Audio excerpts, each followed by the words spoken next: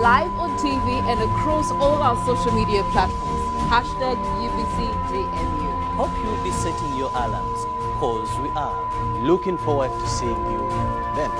This is Good Morning Uganda. When you talk about our motherland Uganda, the pearl of Africa, you cannot fail to smile because of the smile that fills the faces of the citizens. Our nice good weather and nature that sustains us all, that enables us all to continue each in their own way because we are all different even according to each individual's work. But what joins us to become one person is the sweetness from the flavored drink Hallelujah Jingati drink and Hallelujah Tamarind drink. The flavor that quenches your thirst while at the same time treating and healing your body because it is 100% natural. Enjoy the drink that has got the tamarind juice in it. Made by Hallelujah Reflexology, Healthy Solutions and Nutritional Research Center Limited. Get yourself a bottle of Hallelujah from all shops around.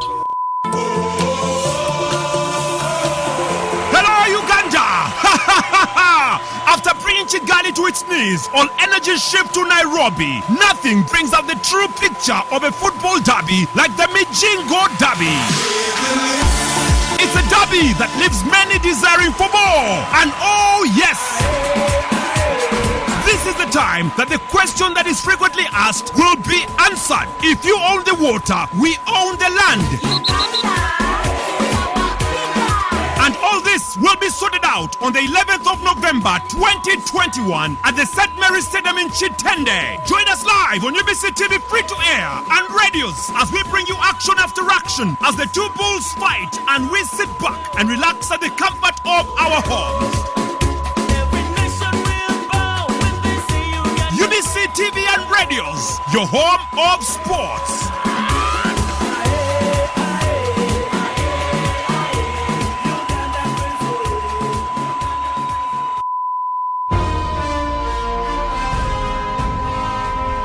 Live from UBC Studios in Kampala. This is Good Morning Uganda.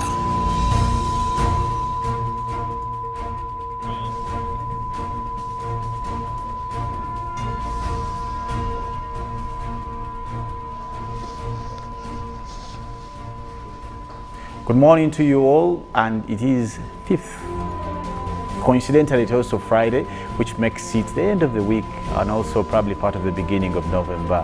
It would be more so courteous for us to say it is the special Friday here at JMU, or you want to call Good Morning Uganda. But what makes it special is because we try to put something a bit different to this Friday. And what is different today is that I'm also not here alone. I'm with my colleagues. But before we get into my colleagues, I want to say good morning to you all. And I want to say, how is the weather for you? Clearly, Kampala is one of the places you don't love when it rains. You only would love it when it is sunny. But also, just a quick one, I want to ask Priscilla again, and this is quite a bit personal. Have you ever drowned anywhere? Yes. In a basin? Yes. No, not in a basin, obviously. It was a pool. Oh. Yeah. What was the experience? Like, well, what happened? Okay, so what happened is that we had traveled safari. So we came back, we were passing through Boyegere. So my parents thought, you know what, let's make an evening stopover and then we'll continue when the jam settles. So like, kawa. So we stopped at one of those hotels that has a pool. We went, changed. Now me, I came running, not knowing that my entry point is the deep end. Boom! Hey, my feet are not landing, my feet are not landing, my feet are not landing. My mind went crazy. I started fighting until like I started hearing voices, don't fight, just relax, just relax. Then I eventually, settled down, and then they came for me and took me to my side of the shallow end. the children's side. Children's side. Of course I was a child. So the gentleman next to you is a friend of mine for quite some time. I don't know if you have... Robert, good morning. A lovely morning to you, Felix, and of course our darling viewers. Thank you so much for joining us on this special Friday. Do you swim, Robert? Yes. How often? When I get the opportunity. I'm not like every weekend or what, when I'm with guys and have some good time. Which is your best swimming stroke? My brother. For me, I learned swimming. I can't tell you that this is the stroke I swim. I just... So all you do, you enter the swim and start... No, the person who told me, I don't even know how that stroke is called, but at least I know what I do when I get in the water. Can you do for us a bit of what you do? Anyway. Molen, good morning. Yes, good morning to you. At least I've seen Molen swim. I know she knows the backstroke. Yeah. Which is the easiest for every learner, though. Right. Really? I'm just saying. How are you? What's experience with water? I am all right. Well, I am. I started swimming when I was really young. I think by 10, 9, I was good with water. So my favorite is obviously the backstroke. And I'm telling you, if you're a learner, that's not one you want to try. And why are you looking at why are you looking at Robert as you say that? Why are you looking at Robert? Because Robert has a lot. He says for him, he just knows his way around the water. He doesn't care about which strokes, you know. As long as he's moving, as long as there's movement. I'm curious to see Robert swimming. Me too. Yeah. Oh, So, it also have a nasty experience. Even when you have your feet in the water, you're swimming. but no, it can just actually become weekend plot this weekend. We can all go out to the pool and then we test But I'll these need, things. I'll need something to help. Someone So won't show who's up. going to capture that information so I we know. have to bring it back to our viewers and tell Felix, them, guys, let me give this you is my what- worst experience with water. One time I go with friends and we had a tour, the side of Ruwero, with our biking community. So these guys had these floaters. I swim, but I'm not an expert in any way. I try this. I also joined the fun. I mean, Yeah. water, you know. So this guy brings this floater. Says no. And I see these guys enjoying the deep end. Yeah. So I choose to go into one. The floater. Now what happened, this guy was so stubborn. Comes and says, we are going to remove you from that. Oh, God. And when we do so, you learn how to do it on your own. That's the scariest That bit. was, and these guys were serious, you know. Yeah. Sometimes when you're out to have fun, how people can Yeah. play on your fun life. can go to the and go to extreme. the extreme. Yes, became the yes, fun, I sure. do. So That was risky. I had taken long to scream and cry for my life. And remember, it was a pool full of so many people. And you know, especially girls But you see, who you know, the are best thing to do in that impressing. scenario is Pressure. actually relax, like what Priscilla has So for me, I explained. try to, you know, you can run, but it's hard in water. It's like I go back to You can't have to run in relax. water. You're like... I fidgeted so that I can go back to the shallow end. Yeah. Remember, this was a clique of about 5 guys. So they made fun of me, and from that day I said, when I go out with you people, I may just watch. Because Oh, no, we won't allow you can do the same thing to me. That's actually The same thing to me. And embarrass me. We want to I'll do tell that. you what We want to happened. do No, that. that's I just have tough, 2 yo. very funny experiences about water. One, when I was very young, we used to go to a place called Tal Cottages, somewhere Yeah, in Kabusu. Ruwaga. Yeah. And now, me, I learned swimming when I was, having been much in Be diva. yeah, ghetto, what. I spent so much. So I learned swimming very, very easily. And having been an associate of footballers, games, so we used to do a lot of... Now, I go to a pool. One of the few times when someone takes you out, now this guy took us out. And I didn't know that he didn't know how to swim. So he comes, he fights by the deep end, he pushes me. Me, I fall in, I swim. So I also see him at the deep end. I'm like, okay. Pushed him in. The nigga. The drowning stroke. Yeah, wow. So we had to like, everyone had to come about me. You want to Yeah. kill the guy? I'm like, I thought we were playing. Oh my God. So I'm like, but it was a very, very scary moment. Yeah. The other one is you don't want to know. We went to a pool and I had some friends. in Felix, fact, I know that story. Please Let spare him it. tell it. No. We've never had this story. Please continue. one of my friends, okay, that's what we will. But Robert you knows. guys, But Robert knows. I think a lot of people have had bad experience when learning to swim. But I guess, like for me, what my sibling kept telling me when I was learning is always relax, because anything can float in the water. However heavy you are, however light, anything can float And in heavy water. people And that's actually why you learn, see, like, by the way, boats yeah. are okay in water. So all you have to do is just relax, because when you relax, then your weight, kind of, So, you're able to be on the anything can surface. float, So Saturday like will that's the best No, thing that's to do. true. Actually, And big even if you fat find people float yourself in more. this deep end, like the best you can do is just relax and float on water. So they can easily pick you up even if you didn't know how to swim. I wish Okay, it sounds so it sounds tomorrow as we are easy. going So to it's the that pool. easy? Yeah, we're going Clearly, to I the pool have to tomorrow. give Don't people worry. lessons. Then we'll Clearly. try it out. Okay. But also, when you go to the pool, make sure you do not ease yourself in the pool. Again, There are pools that have That's chemicals that important. show, and one of my friends didn't Hey. know, so the nigga is there. Was the nigga comfortable, like? Yeah.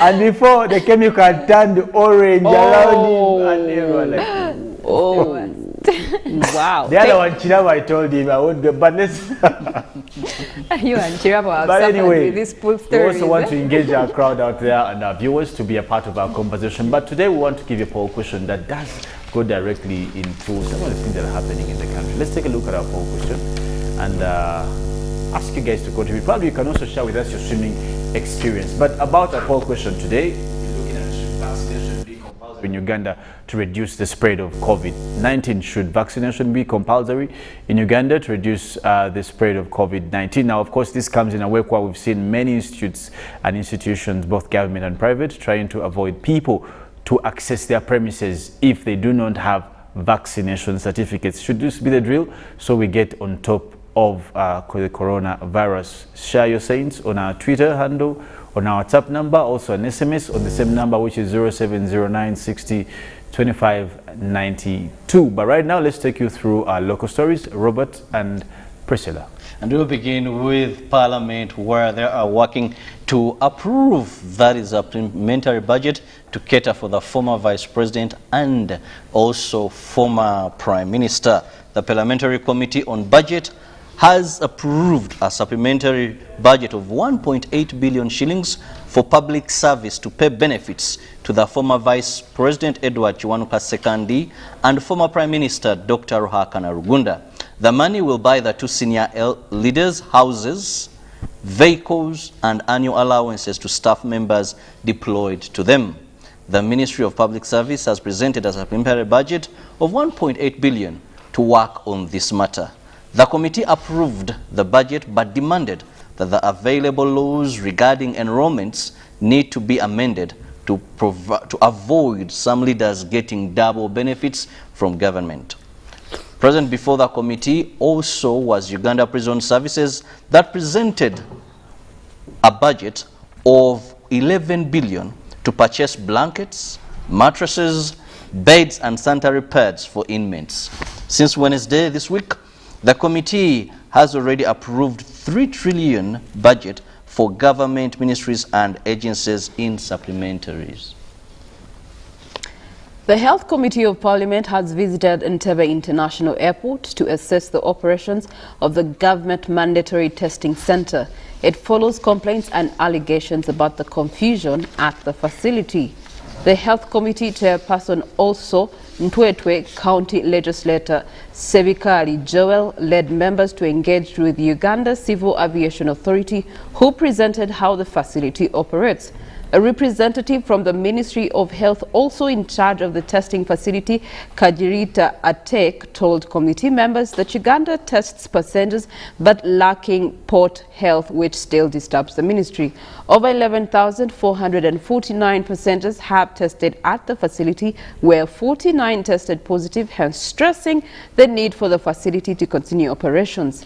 They applauded Cabinet for the decision to have a testing facility, but want the cost to be reduced from $65 to $30. He responded to Dr. Kajirita's submission and disregarded by saying that government facility may fail to fulfill its mandate. Members were unhappy that tourists pay the same amount like returning Ugandans. Now over to sports under the Ministry of Education and Sport, where they are seeking for additional funding, including 67 billion shillings to upgrade Mandela National Stadium to international standards. In May last year, the Confederation of African Football, CECAFA, and Federation of International Football Association, FIFA, disqualified Mandela National Stadium from hosting the forthcoming 2022 World Cup qualifiers basing on the facility standard. The only option for Uganda is privately owned St. Mary's Stadium, Kitanda, where the Cranes has hosted games including the Group E 2022 FIFA World Cup qualifier games against Mali and Rwanda. The matter resurfaced as the Budget Committee scrutinized supplementary requests for 175.61 billion by the Ministry of Education and Sports. The stadium is expected to be upgraded to international standards in 3 phases. Although members of parliament seem to agree to the request, they are skeptical about abuse of resources generated by Mandela National Stadium. Engineer Moses Magogo, who sits on the same committee, also president of Uganda Football Association, FUFA, seemed to understand the challenges. Magogo highlighted what the country stands to lose out if Nambole Stadium is in such a state. Uganda has been hosting home games from Nambole since 2002. The ministry is also seeking 48.5 billion shillings to purchase self-study learning materials for primary 1 to primary 4, then senior 5 to senior 6 students. And finally, for our local stories this morning, President Museveni has said that the people of Libya must take charge of their country from the foreigners who have, quote-unquote, mishandled it. The president was meeting with His Excellency Abdallah Al-Lafi, the Vice President of Libyan Presidential Council, who is in Uganda on an official visit. Museveni said Libya was mishandled by foreign actors who were ideologically bankrupt, pushing for identity rather than the needs of the people. The president, however, said that despite fighting Gaddafi, the former Libyan president had a positive side which endeared him to African leaders, him inclusive. He called upon the leaders of Libya to use the opportunity to win over the support of the Libyan people first through putting emphasis on their needs, then granting them an opportunity to take charge of their country in decision-making through meaningful democratic elections. Well, of course, now do crossing over to international stories, and our first story will be looking at the World Health Organization warns Europe once again at epicenter of the pandemic. Now, Europe is once again at the epicenter of the COVID pandemic. The World Health Organization has warned cases are soar across the continent. Now, as press conference of the World Health Organization heads Han Glug said, the continent would see 500,000 more deaths by February. He blames insufficient vaccination to take up that has been a cause of the rise in the cases. But also he does say we must change our tactics from reacting to surges of COVID-19 to preventing them from happening in the first place, he said. Now, the rate of vaccination has slowed across the continent in recent months, while some 80% of people in Spain are double jabbed. That number is lower than France and Germany, which is at 68, 66 respectively, and lower still in some Central European countries. Only 32% of Russians were fully vaccinated by October. Now, in Nigeria, sadly, Niger has declared, at least in Niger has declared 2 days of national mourning from Friday after at least 69 people were killed in an attack by suspected Islamic insurgents. Now, the attack happened in the country's southwest near the border with Mali. Victims included a local mayor, leader of self-defense militia. Government said a search is underway for the survivors. However, no group has claimed responsibility for the bloodshed which took place on Tuesday. Now, still in Africa, Sudan's army chief ordered a release of 4 ministers detained in the coup. Sudan's Army General Abdel Fattah al-Burhan has ordered the release of 4 civilian ministers detained since he led a military coup last week. As State-run television said, Sudan TV on Thursday identified the 4 ministers as Hashim Hassab al-Losul, a telecommunications minister, Ali Gedo, trade minister Hamza Bulul, information minister, and Yosef Adam, youth and sports minister. The announcement came as the United Nations has been coordinating efforts to find a way out of Sudan's political crisis following the October 25th coup. Well, talking about COP26, as UK continues in talks in the highly anticipated climate summit. Now, delegates were asked to accelerate action on climate change and commit to more ambitious cuts in carbon emissions, all in the efforts to limit global temperature rises.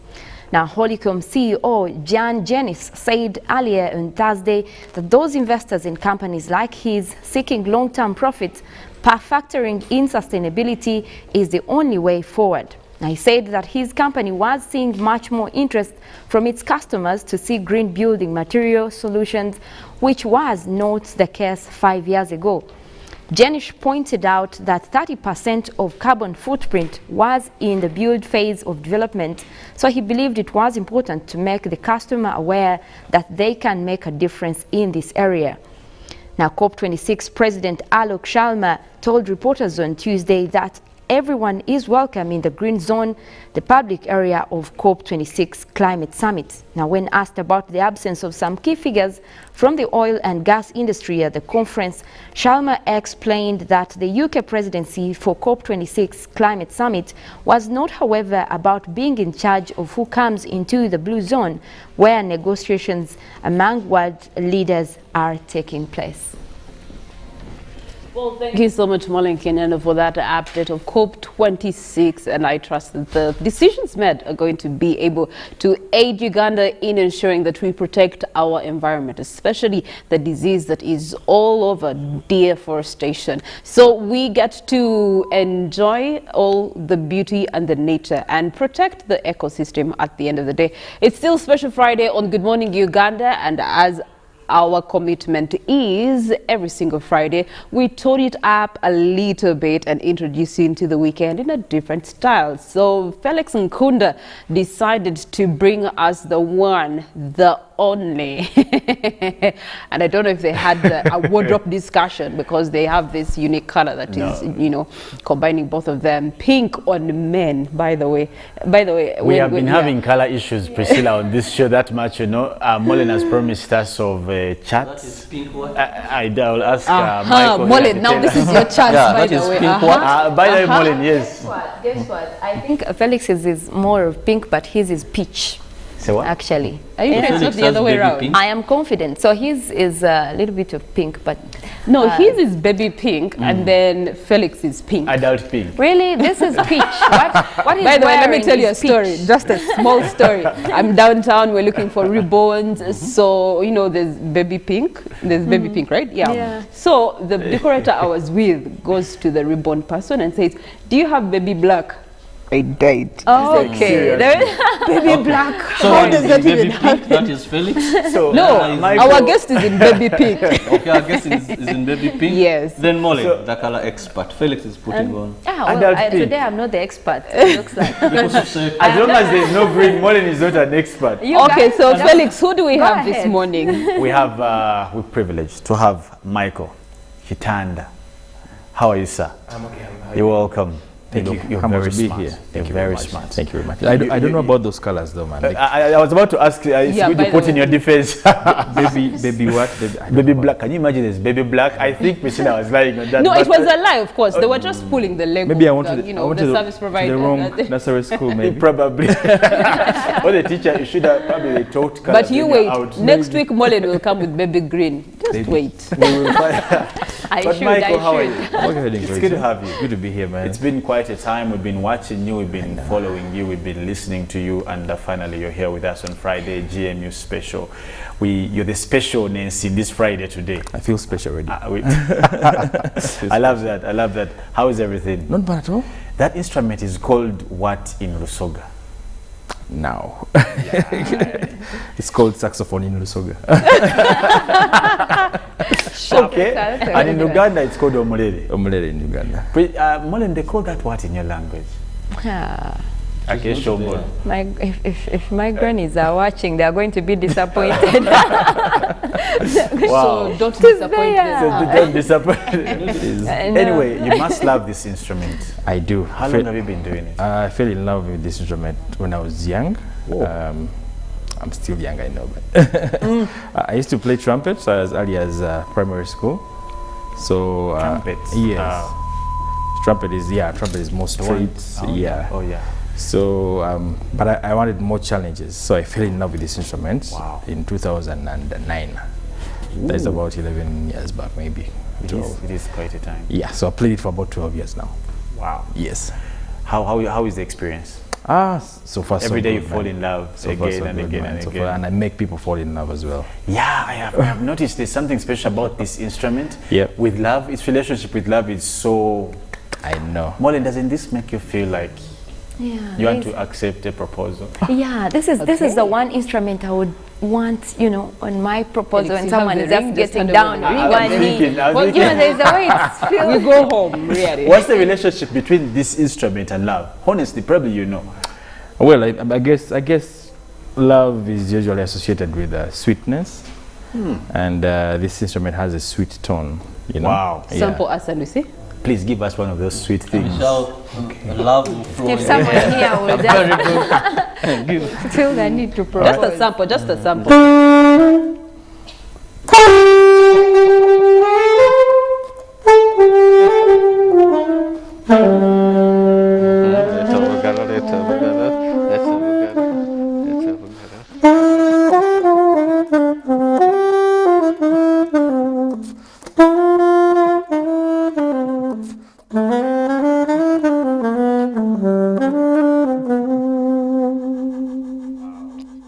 Wow. Some of us who watch those helped movies, you say, wow.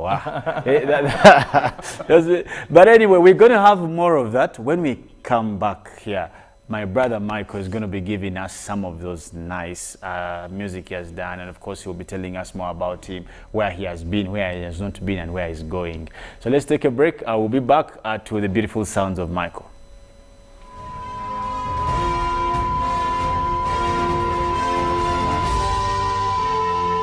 This is Good Morning Uganda. Pick of the day on UBC, brought to you by. Their job is to keep you and me healthy and well.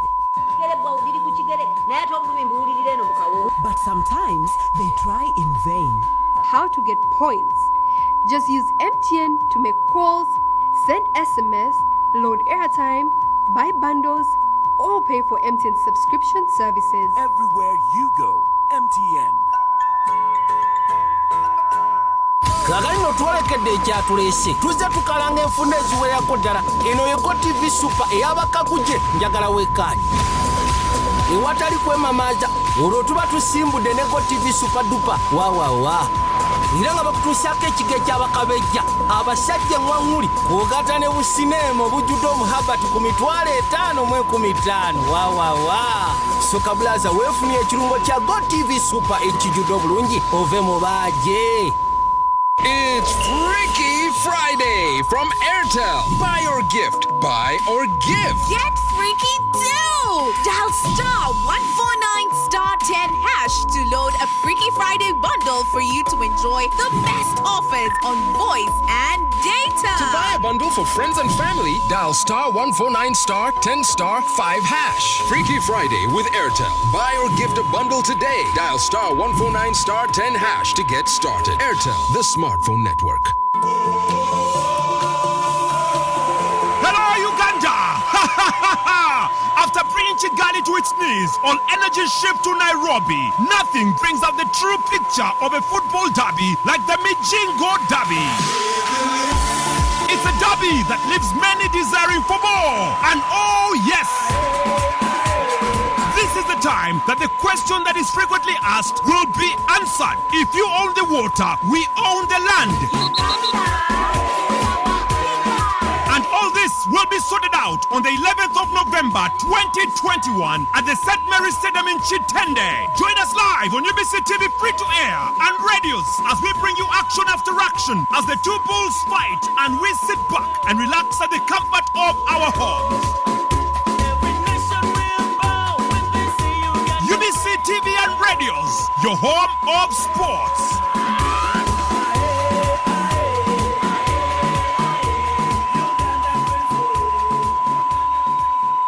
From Airtel. Buy or gift. Buy or give. Get freaky too! Dial *149*10# to load a Freaky Friday bundle for you to enjoy the best offers on voice and data. To buy a bundle for friends and family, dial *149*10*5#. Freaky Friday with Airtel. Buy or gift a bundle today. Dial *149*10# to get started. Airtel, the smartphone network.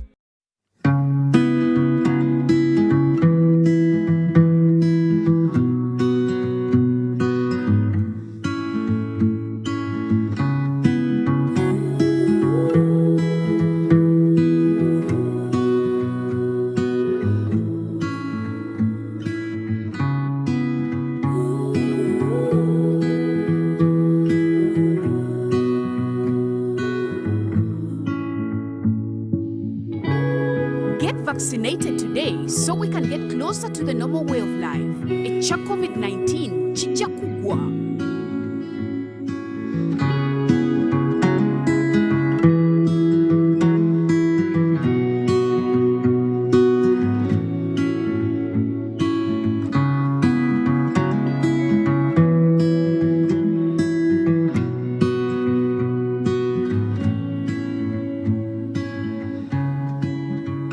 Kagalino twolekedde ekyatulese tuzze tukalanga enfunda eziwererako ddala. Eno yego TV Super ey'abakaguje njagala wekaanyi ewatali kwemamaaza olwo tuba tusimbudde ne Go TV Super dupa wawawa era nga bakutuusyako ekiga ekyabakabejja abasajja eŋwaŋŋuli kwogata ne busineema obujjudde omuhabati ku 5,015 wawawa soka bulaza weefunye ekirungo kya Go TV Super ekijjudde obulungi ove mu baaje. When you talk about our motherland Uganda, the pearl of Africa, you cannot fail to smile because of the smile that fills the faces of the citizens. Our nice good weather and nature that sustains us all, that enables us all to continue each in their own way because we are all different even according to each individual's work. But what joins us to become one person is the sweetness from the flavored drink Alleluia Jingati drink and Alleluia Tamarind drink.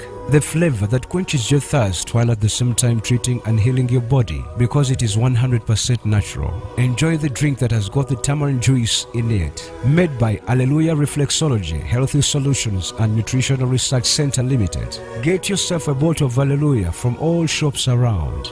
Patriotism is a feeling of love, devotion, and the willingness to sacrifice for one's country. I say no to corruption because I put my country first. I choose peace over violence because I put my country first. I love Uganda. I serve Uganda. I sacrifice for Uganda.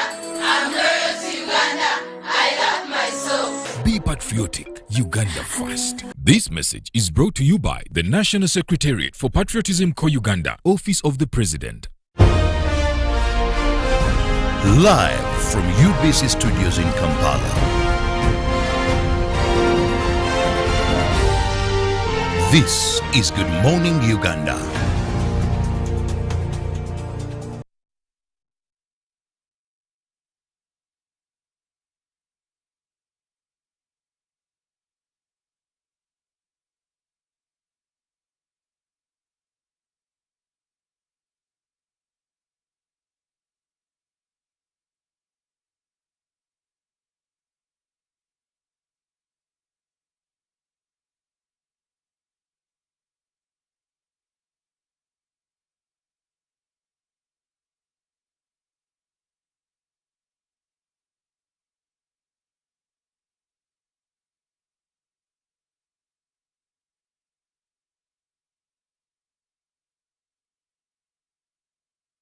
Patriotism is a feeling of love, devotion, and the willingness to sacrifice for one's country. I say no to corruption because I put my country first. I choose peace over violence because I put my country first. I love Uganda.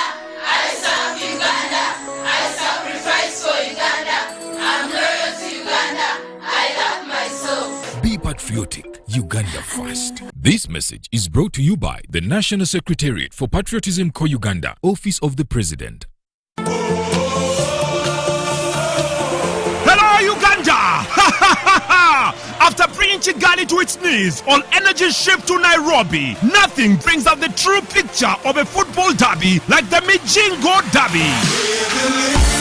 It's a derby that leaves many desiring for more. And oh yes!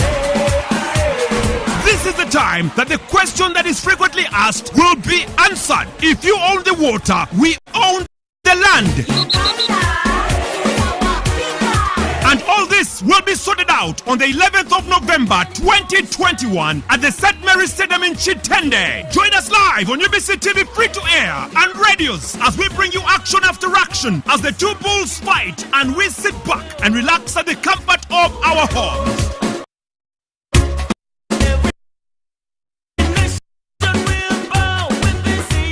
UBC TV and radios, your home of sports.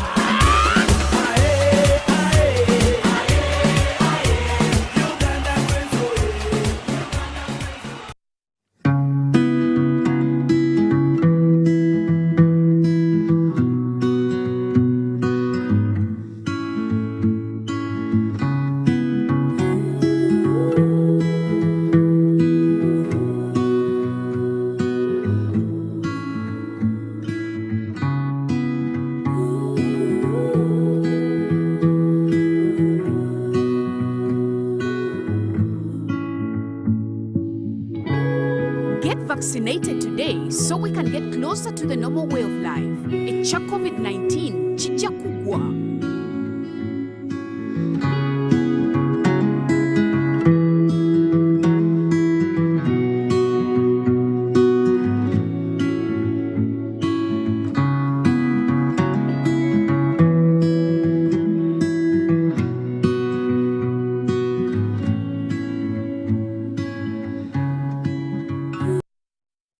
When you talk about our motherland Uganda, the pearl of Africa, you cannot fail to smile because of the smile that fills the faces of the citizens. Our nice good weather and nature that sustains us all, that enables us all to continue each in their own way because we are all different even according to each individual's work. But what joins us to become one person is the sweetness from the flavored drink Alleluia Jingati drink and Alleluia Tamarind drink. The flavor that quenches your thirst while at the same time treating and healing your body because it is 100% natural. Enjoy the drink that has got the tamarind juice in it. Made by Alleluia Reflexology, Healthy Solutions and Nutritional Research Center Limited. Get yourself a bottle of Alleluia from all shops around. Kagalino twalekedde ekyatulese tuzze tukalanga enfunda eziwerako ddala eno yego TV Super ey'abakaguje njagala wekkaanyi ewatali kwemamaaza olwo tuba tusimbudde ne Go TV Super Duper wawawa era nga bakutuusaako ekigo eky'abakabejja abasajja eŋŋwaŋŋuli kw'ogatta ne busineema obujjudde omuhabati ku mitwalo 5,015 wawawa soka bulaza weefunye ekirungo kya Go TV Super ekijjudde obulungi ove mu baaje. Patriotism is a feeling of love, devotion, and the willingness to sacrifice for one's country. I say no to corruption because I put my country first. I choose peace over violence because I put my country first. I love Uganda. I serve Uganda. I sacrifice for Uganda. I'm loyal to Uganda. I love myself. Be patriotic. Uganda first. This message is brought to you by the National Secretariat for Patriotism Co-Uganda, Office of the President.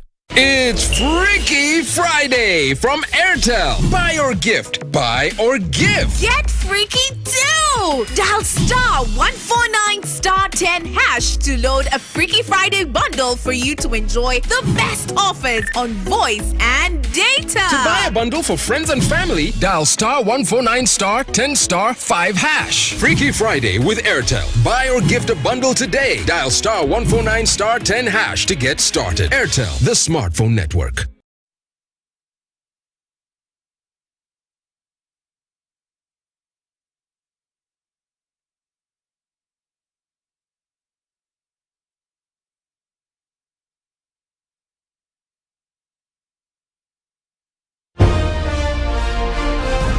Live from UBC Studios in Kampala.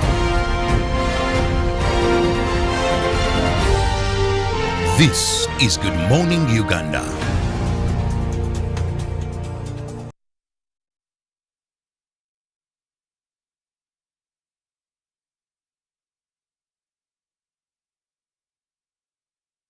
Well, good morning once again and welcome to Friday's special. Now we do something different again, as I said on Friday, but of course today the difference we have is something again quite special. The instrument that is sweet, as Michael calls it.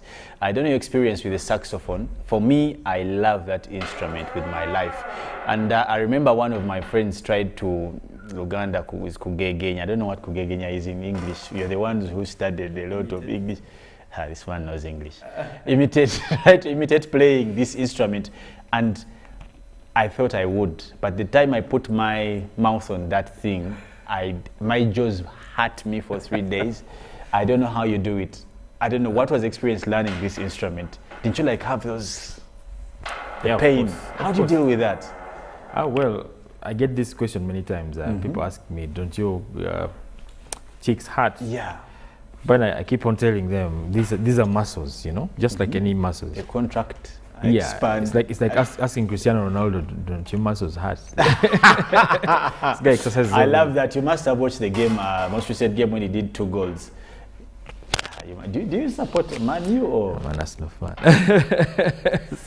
Yeah, after Arsenal winning a couple of games, I saw Arteta in Dubai with the Crown Prince. Now he has the nerve to even We're photos. getting there, man. Yeah, I know. So who's your favorite player?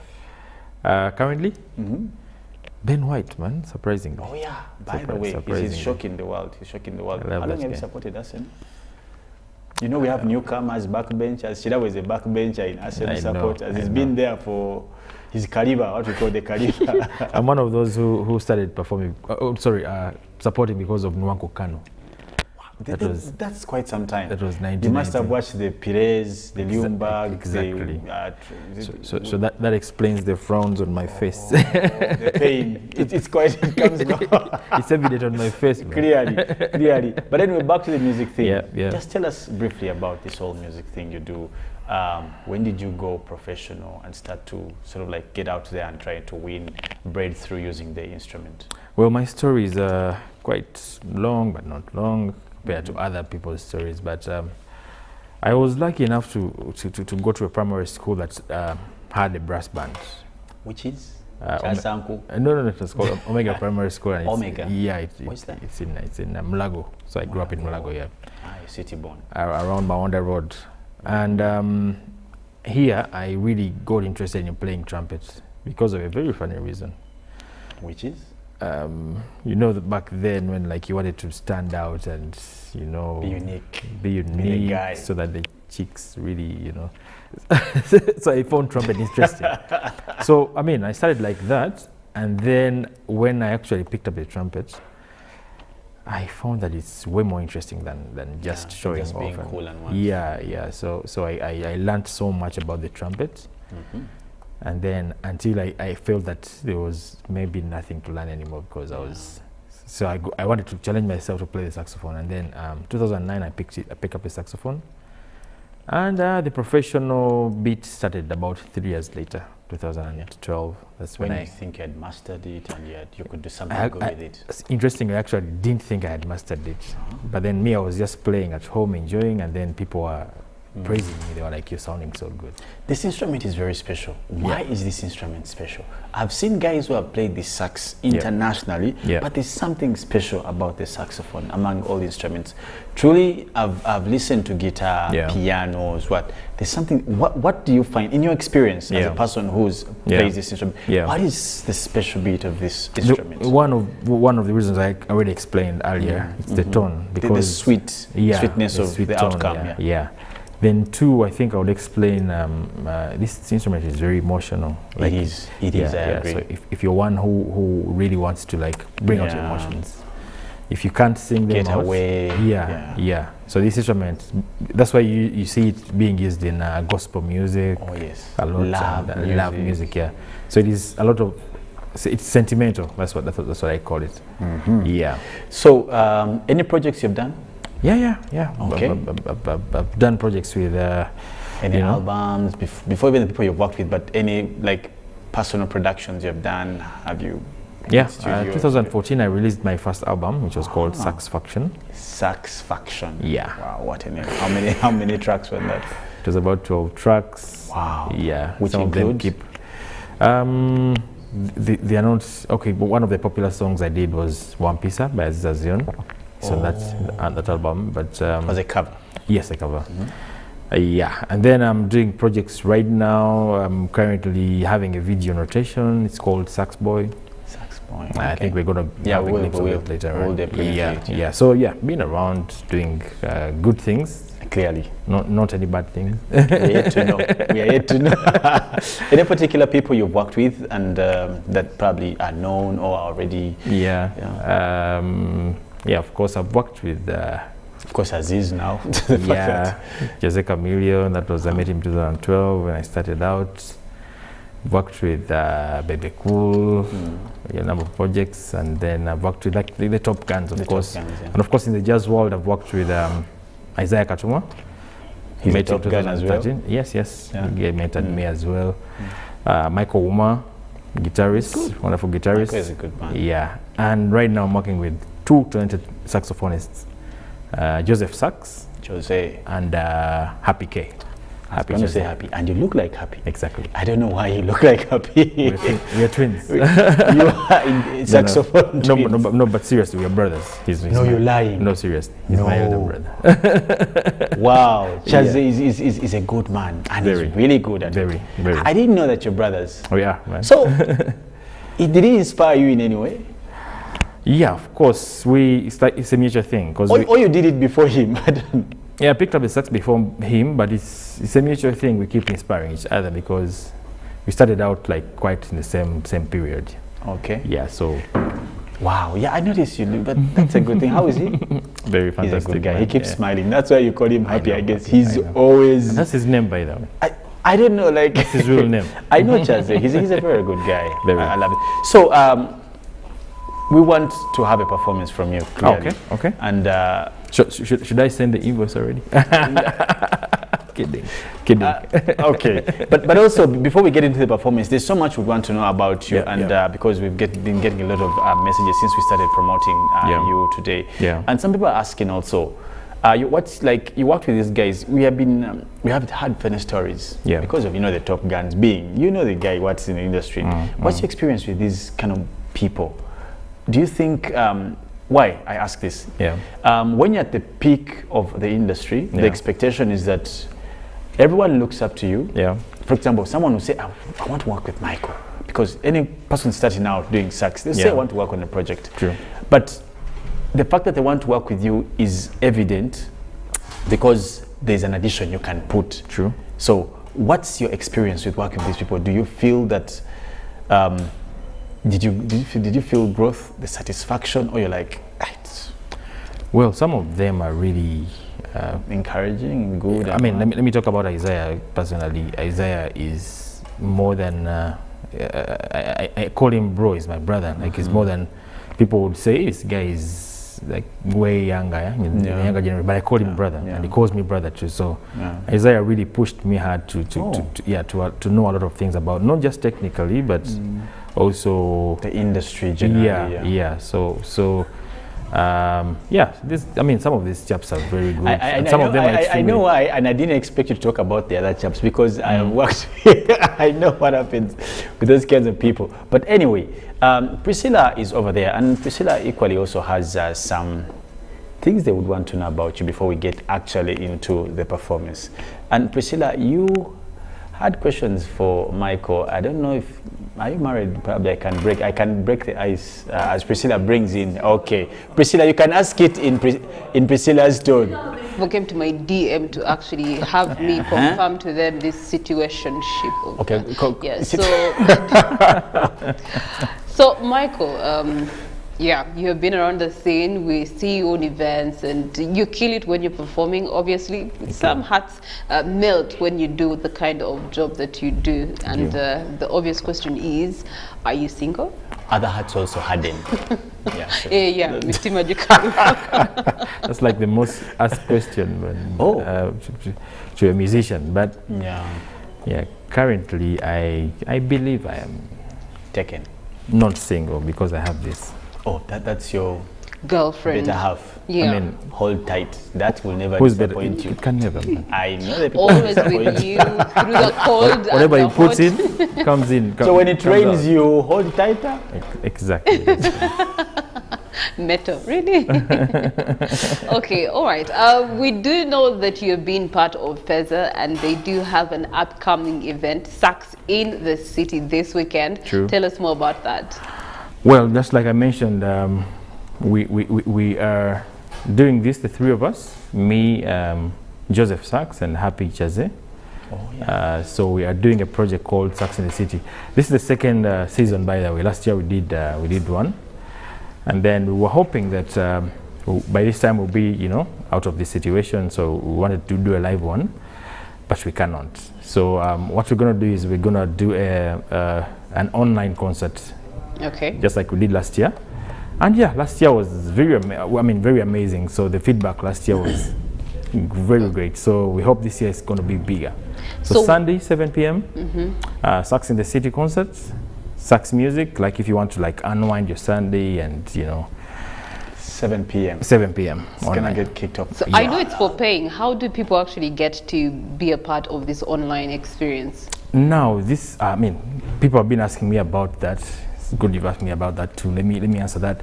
So you get your phone or your laptop or whatever you use to log in. You simply type in fezah.com. Fezah is FEZAH.com. And when you go there, it will give you like instructions on how to purchase the ticket. Ticket is 30K. And yeah, this is something, by the way, we're trying to like introduce in Uganda, online shows and stuff. And yeah, it's really going to be a great show. Okay. Yeah. All right. Well, you've had it from the horse's mouth this Sunday, 7 p.m. You can wind down your week with beautiful ballads, courtesy of all the three musketeers that he has mentioned. Fezah.com, FEZAH.com, and be able to buy your ticket to be a part of this online experience. But speaking of online experiences, you have mentioned this is your second season. What was the first season like? How many online attendances did you have, and how easy was it for people to buy into the adaptation of online concerts? Well, I must say I was overwhelmed in the first season because it happened actually last year around the same time. But you remember last year around the same time we were down, like people were down really. Surely. That was like when COVID really hit hard. So it actually started in COVID, right? Yes. Okay. Yeah, so yeah, I mean, so far it's good, but maybe okay, like a few normal glitches about technology that happened last year that we've resolved this year. So we made the experience much better. So we hope to have a more you know, a better audience and a larger audience, because last year it was really. We had about like 1,000 people watching last year. And this was from like different parts of the world, exactly, right? Exactly. Which is a real big bonus and advantage to artists right now. Exactly. I mean, exporting, I mean, imagine you're playing and someone who would have missed your concert, say in the Bahamas or something, is right in their sitting room and they're experiencing what Ugandan jazz is. So it's a good experience, not just for us, but also for Ugandan art as well. It's a good opportunity to export our art as well. Wow. Clearly, as you organize this event, I know Corona has been one of the biggest challenges for this industry. True. What is your experience? How have you gone through? How have you managed with this whole pandemic thing? And I'll ask you offset. Were you vaccinated? That one you'll answer me when we are together. But let's start with the other. Well, just to explain from the beginning, you know, we had Corona, and then we had Corona Pro, and we had Corona Pro Max. And then that's a good way. So which part are we now? I think we're Pro 13. Pro Max. 13 Pro Max. But well, indeed. So the first one was really, you know, a situation when you're like too busy. In my mind, I'm like, hey, I need to get off some time and rest. So that was the first one. I wanted to rest, so I needed like to rest. Second one came, and we wanted now to go back to work, and then we didn't expect it. Yeah, so it came back, and then the third one, I think I had. Oh, it's 12 already now. So wait, the second one is when I really now sat down. I'm like, you know what? I need to now use this. Something. Yeah. So I've been creative. I've been practicing a lot. So it's to get better.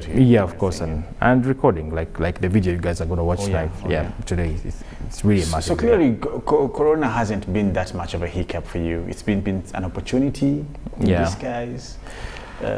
Call it that, but I mean, of course, 50-50, because it's one thing not being able to perform for the crowds you are used to, because we live off energy.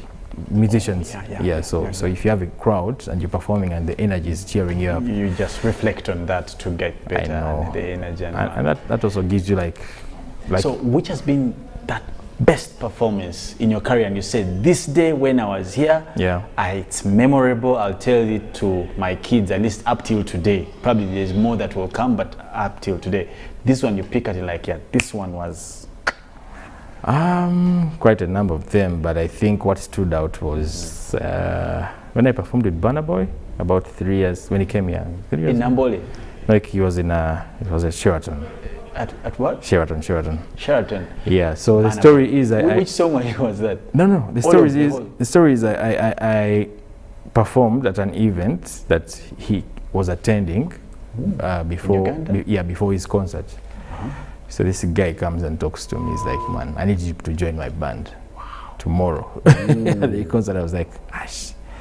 So like our banner by of question, kilometer. Exactly. So I performed with him on the same stage for the whole concert. So that was the highlight for me in my career. And the other thing is, he really wanted me to join his band, but I felt maybe I needed to like learn a lot more things to like really now start touring with them. Yeah. But thank God I'm still. Are you still in touch with him? Yeah, I am. How is he? I'm in touch with the management. Not him personally, because but I'm in touch with the management. They're my friends now. So yeah, maybe the other performances are when I performed at the Jazz Safari.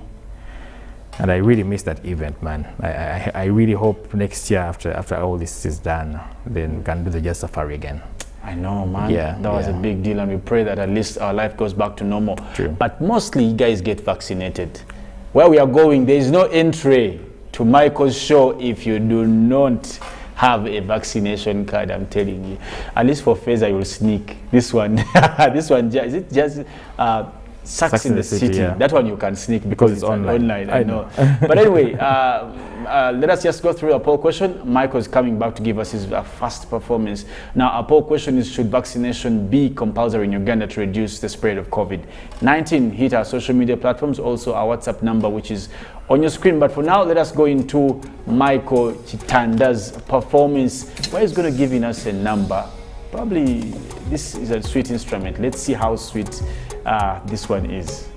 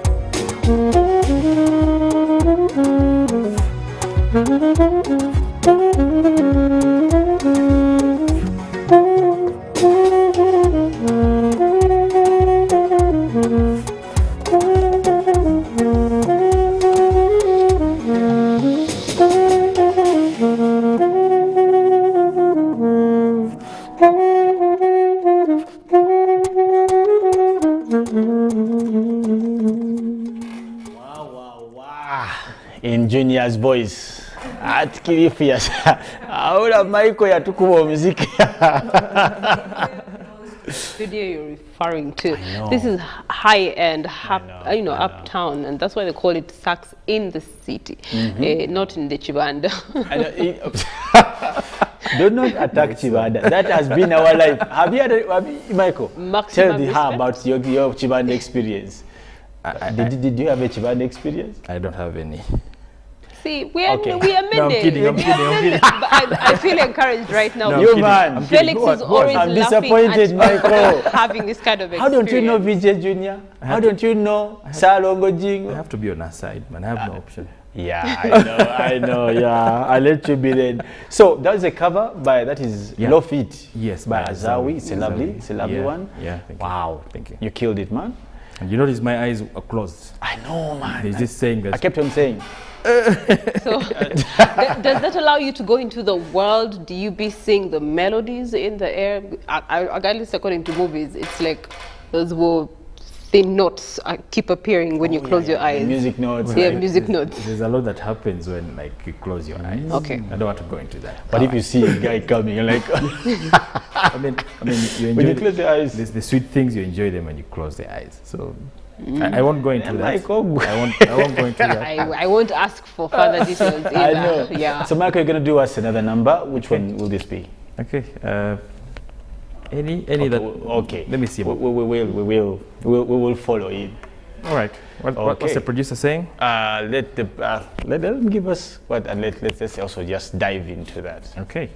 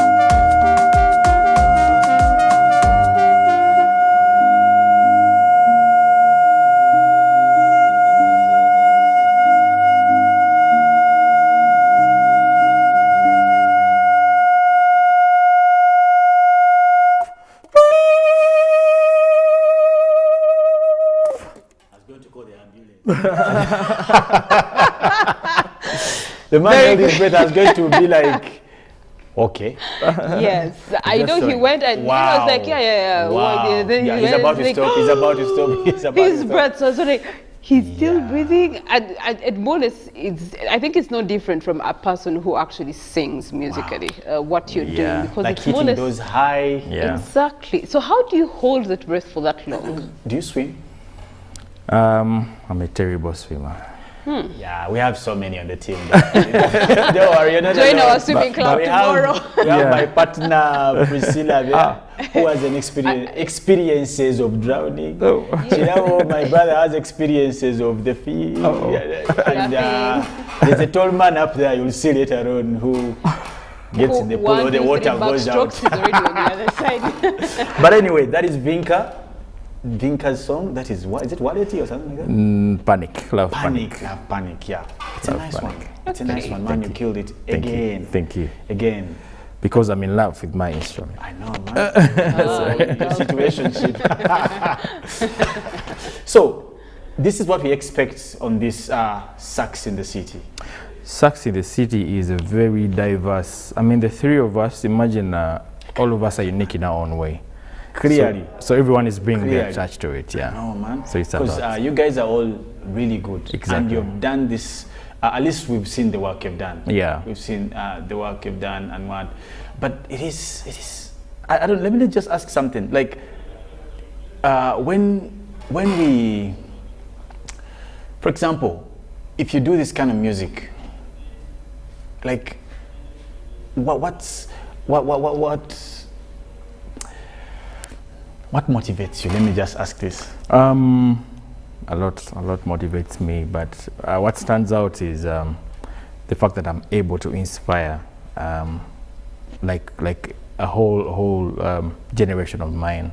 I love that. Yeah, that stands out. So each time I wake up in the morning, it just rings in my ear. Yeah. Wow. So that stands out. I think the fact that you're willing to do work because someone else out there is going to be impressed, is going to learn, is sort of like is going to be encouraged at this kind of thing. I think for me that's really humbling. Yeah. You know, man. And one of the things I want to do, at least if I didn't do, was play the sax. At least my children should be able to play the sax. Surely, man. But there's this whole question. Yeah. How many women do you know that play sax in Uganda? Oh. There's a gender issue, man. You guys are being very bad. You guys are not doing justice. How many do you know? I know one called Moro. It's my very good friend. But right now she's not in the country. Okay. She's a very good saxophonist. Then talking about the gender issue, I guess these girls are supposed to be there for us to play for them. My God. Yeah. So imagine Sax in the City had Priscilla, Nalwoga, Nali killing it on the let's make a deal. By the next season, I should be able to do something to perform on the next season. Surely. That's a good deal. Sure. So we're leaving that task to you. So I have a new client I'm going to teach. I do have some messages, Felix, here. Just take up one. Good morning, GMU Friday. He knows what he does. Three thumbs up for you. That is St. Peter from Luwero. Thank you so much, St. Peter. So many people actually come to appreciate this kind of music. And of course, the general picture would be that this kind of music is for non-Ugandans, it's for foreigners, it's for white people, but Ugandans have actually embraced this kind of music, jazz music. We've had jazz events for about like 7-8 years in this country. Big jazz events. Big events that have been brought in international artists, and it's been very. Where's Bungenyi, by the way? Oh, Brian Mugenyi. Yes. He's in Kenya right now. Okay. My very good friend. Yeah, but we in touch like every single day. We talk. He's doing music? Yeah, of course. Lovely. So he actually has a music school in Kenya now. Oh. So yeah. So he's exporting. He's exporting. That's awesome. Okay, all right. Well, we do have a third performance from Mr. Big Ups, and then after that we go for a commercial break. We are coming back in our 8 o'clock hour with Mr. Kirabo for the weekly news roundup with Rachel and Ivan K. For now, Michael Kitanda on the ones and the twos on the sax in the city. You.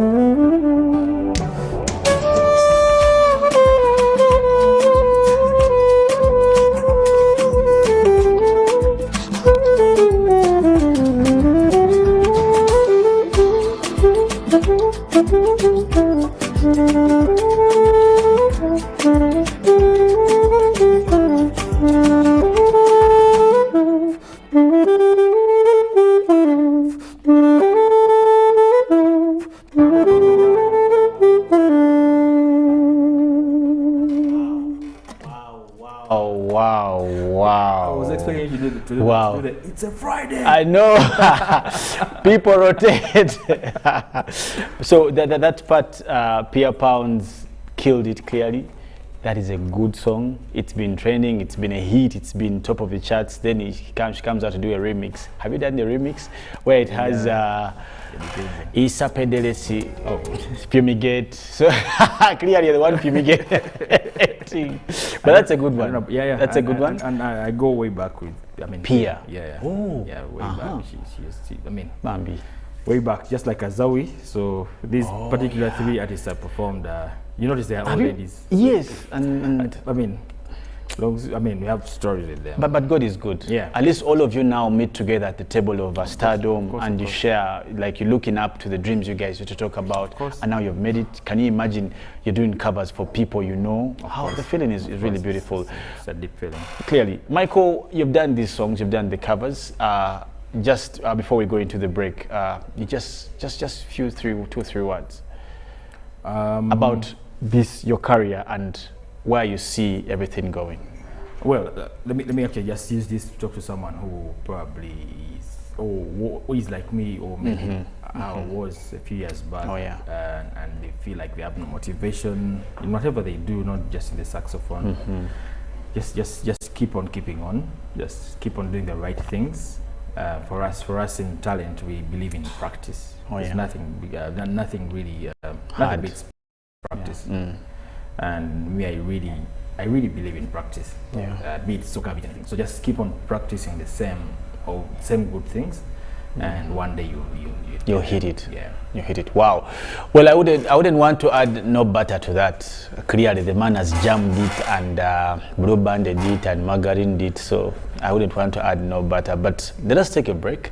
But let us have an instrument.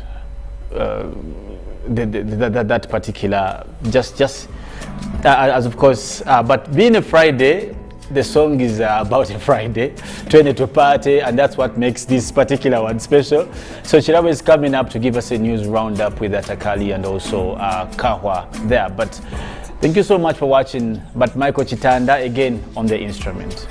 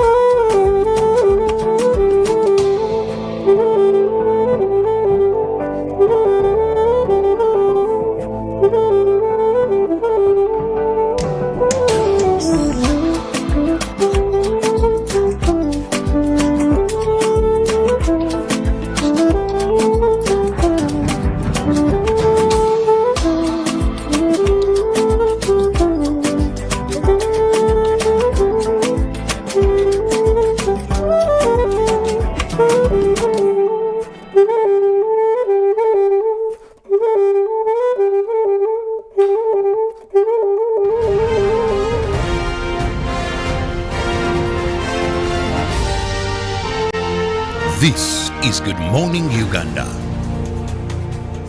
Pick of the day on UBC, brought to you by Their job is to keep you and me healthy and well. But sometimes they try in vain. How to get points? Just use MTN to make calls, send SMS, load airtime, buy bundles, or pay for MTN subscription services. Everywhere you go, MTN. Kaganyo twalekedde ekyatulese tuzze tukalanga enfunda eziwerako ddala eno yego TV Super eyabakaguje njagala wekaanyi ewatali kwemamaaza olwo tuba tusimbudde ne Go TV Super dupa wawawa era nga bakutuusyako ekiga ekyabakabejja abasajja eŋwaŋŋuli kwogata ne busineema obujjudde omuhabati ku mitwalo 5 mu 15 wawawa soka blaza weefunye ekirungo kya Go TV Super ekijjudde obulungi ove mu baaje.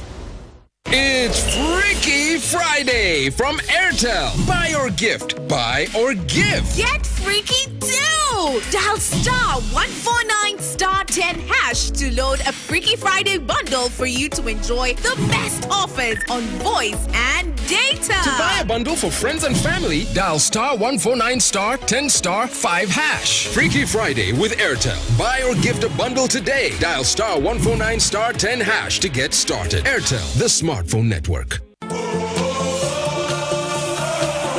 Hello, Uganda!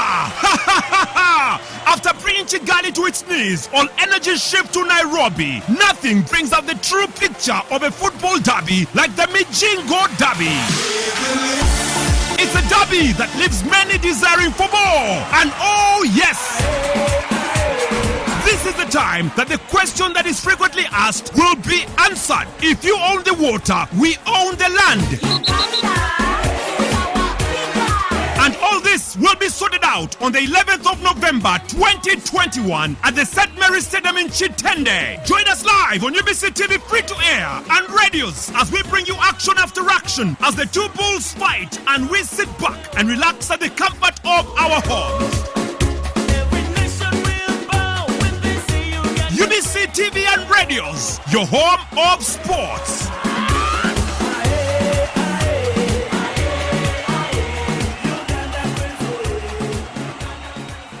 Patriotism is a feeling of love, devotion, and the willingness to sacrifice for one's country. I say no to corruption because I put my country first. I choose peace over violence because I put my country first. I love Uganda.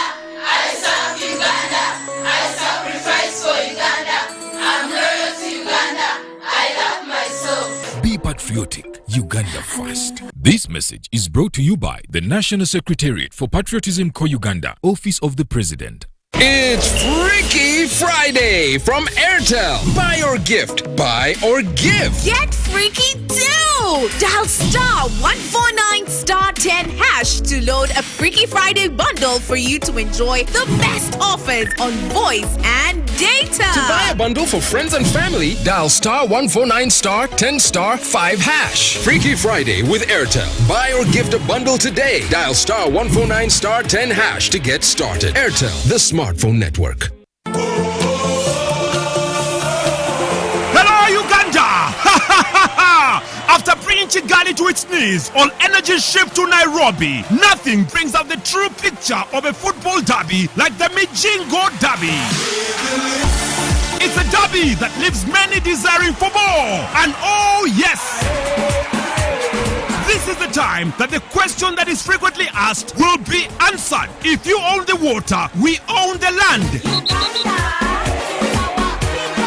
And all this will be sorted out on the 11th of November 2021 at the St. Mary's Stadium in Kitanda. Join us live on UBC TV free to air and radios as we bring you action after action as the two bulls fight and we sit back and relax at the comfort of our homes. UBC TV and radios, your home of sports.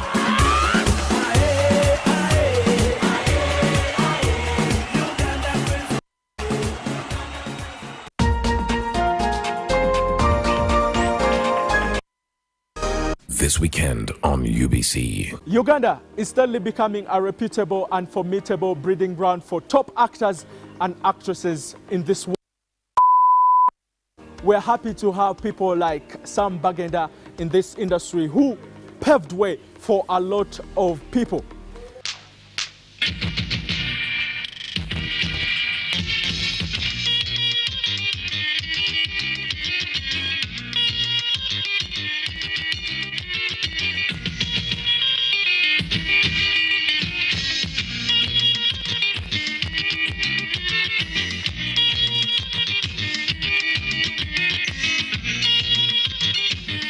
Balamusiza mwenna ku programu eno Chilling.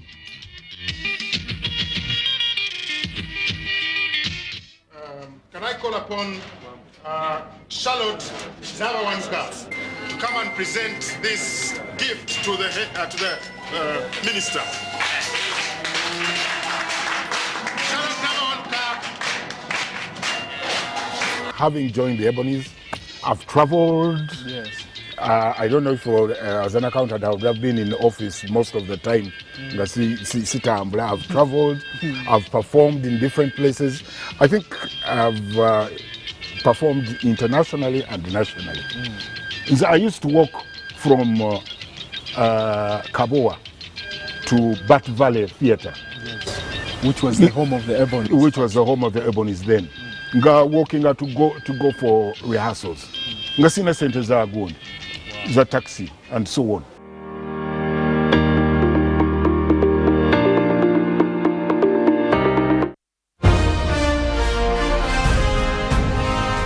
Live from Now Avenue in UBC Studios. This is Good Morning Uganda.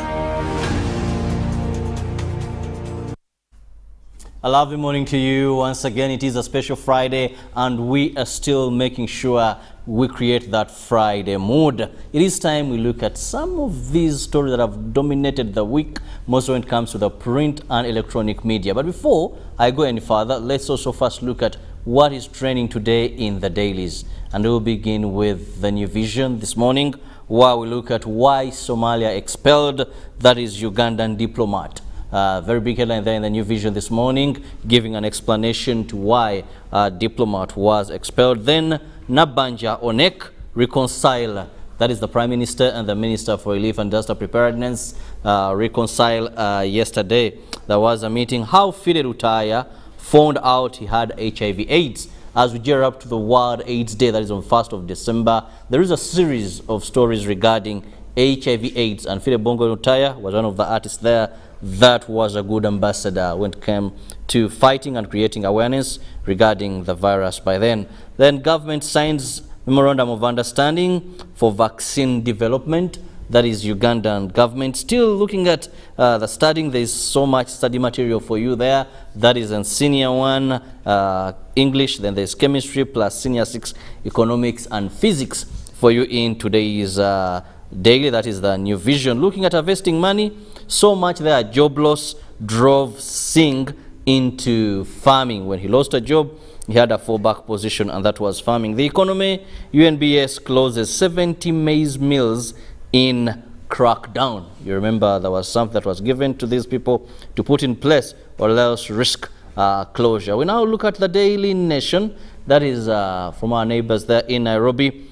Push for County 48 kicks up a storm. They are preparing for the election, and there's so much politics happening in neighboring Kenya.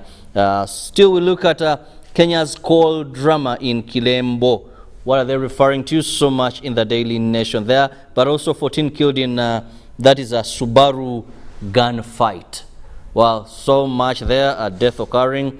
Then Mututa and Lillian fight over wealth. They give you so much regarding when you're blessed, but later time comes and you have to part. Then on corruption, how policemen hid 26 million bribe money. And this is in Kenya, so this must be in Kenyan money. Then Hassan stars shine bright. They're referring to, it is a Friday, they give you a bit of that. Finally, in the Daily Nation, we look at Kenya power staff set home, then amidst probe. So there is some, they had issues with power, and of course, now there's investigations or a probe going on there in our neighbors in Kenya. Well, those are some of the stories, the papers that we are able to get you this morning. But remember, you can get details of these when you purchase yourself a copy. Away from what is happening in the print and daily, today let's now look at some of the stories that have really dominated this week. And I don't do this alone. I have the lady herself, that is Rachel Takali, smartly dressed. The Africanacity in her never ceases to impress me every time. A lovely morning to you, Rachel. Yeah, morning to you. I just love your outfit. Thank you so much. Then the fieldman, that is Ivan Kahwa. Ivan, you're most welcome this morning. Thank you so much. Good morning, Kirabo. Good morning to you. Well, our week has been full of a number of activities. One, we saw the reopening of schools. That is for tertiary and university. And that was a long-awaited for move, and we began. Let's begin with this. Rachel, there is opening because we had to open. There was demand to open, but there is opening in a safe manner. His Excellency usually talks of these two words. Let's reopen, but let's open in a safe manner. Was this a safe manner of reopening schools, or did we just reopen one, there was pressure, but also looking at a couple of our neighbors that had really let their economies in terms of the education sector brothel?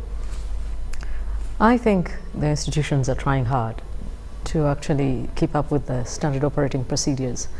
We know that some institutions went ahead to turn away students, even staff members, who are not vaccinated, who are not paying attention to the current trends concerning COVID-19.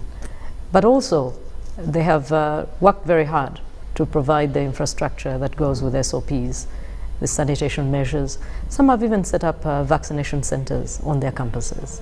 As you know, Dr. Ariomonsi, the government spokesperson, as of yesterday, he insisted that they must continue with this way of doing things. They must turn away lecturers and other staff members, even students, who continue to disregard the conditions.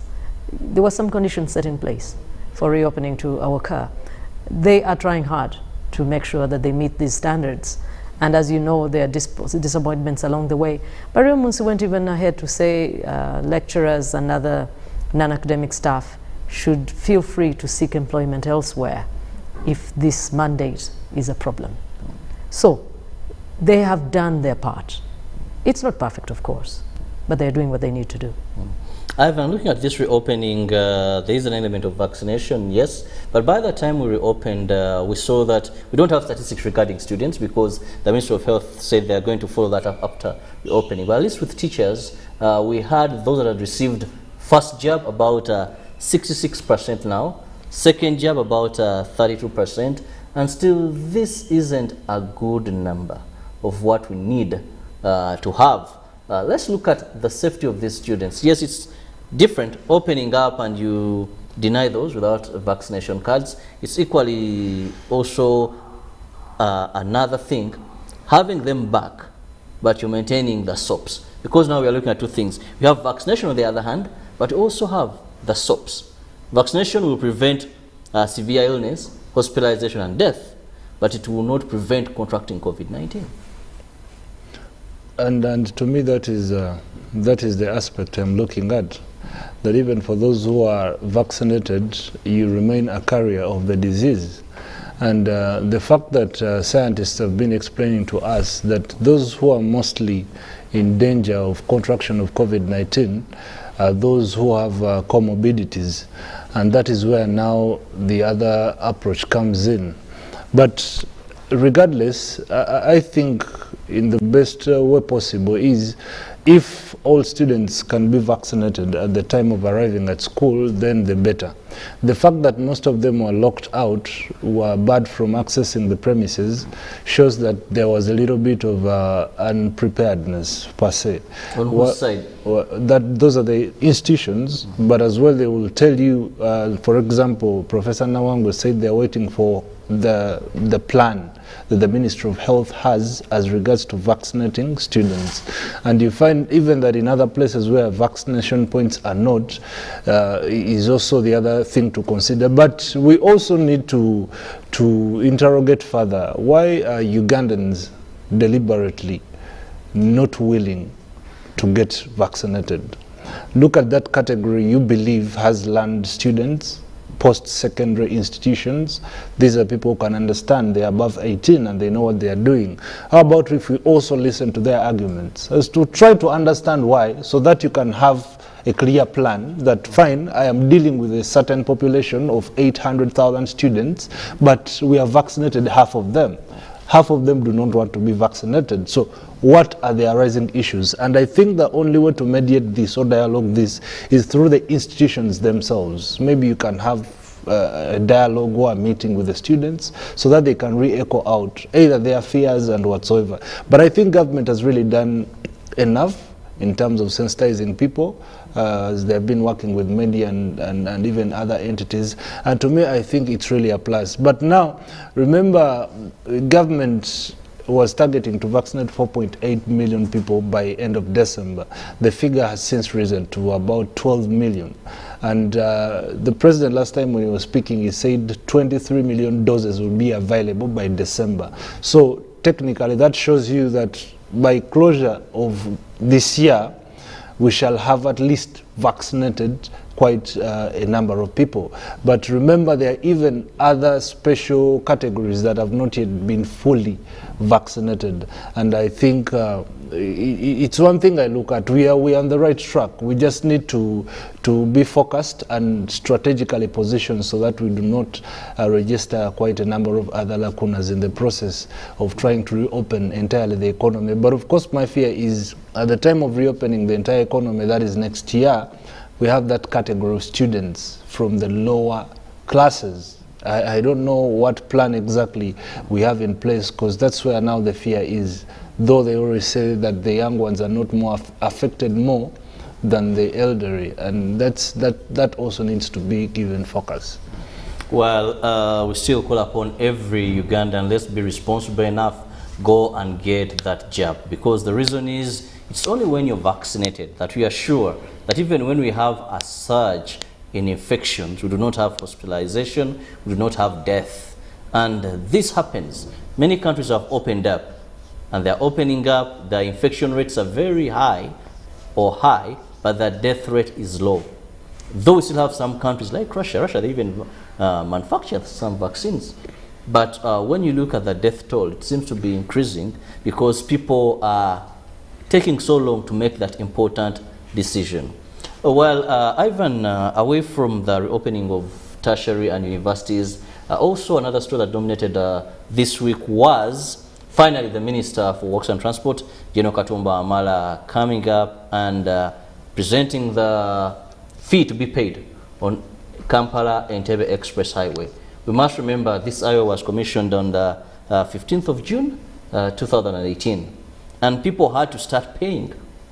But we didn't have enabling laws, and of course we didn't have a contractor who is going to be ensuring that he's able to man and collect this money. So he got the contractor, the tender was given, that is Igis, a French company, and now they are ready. So you have an option.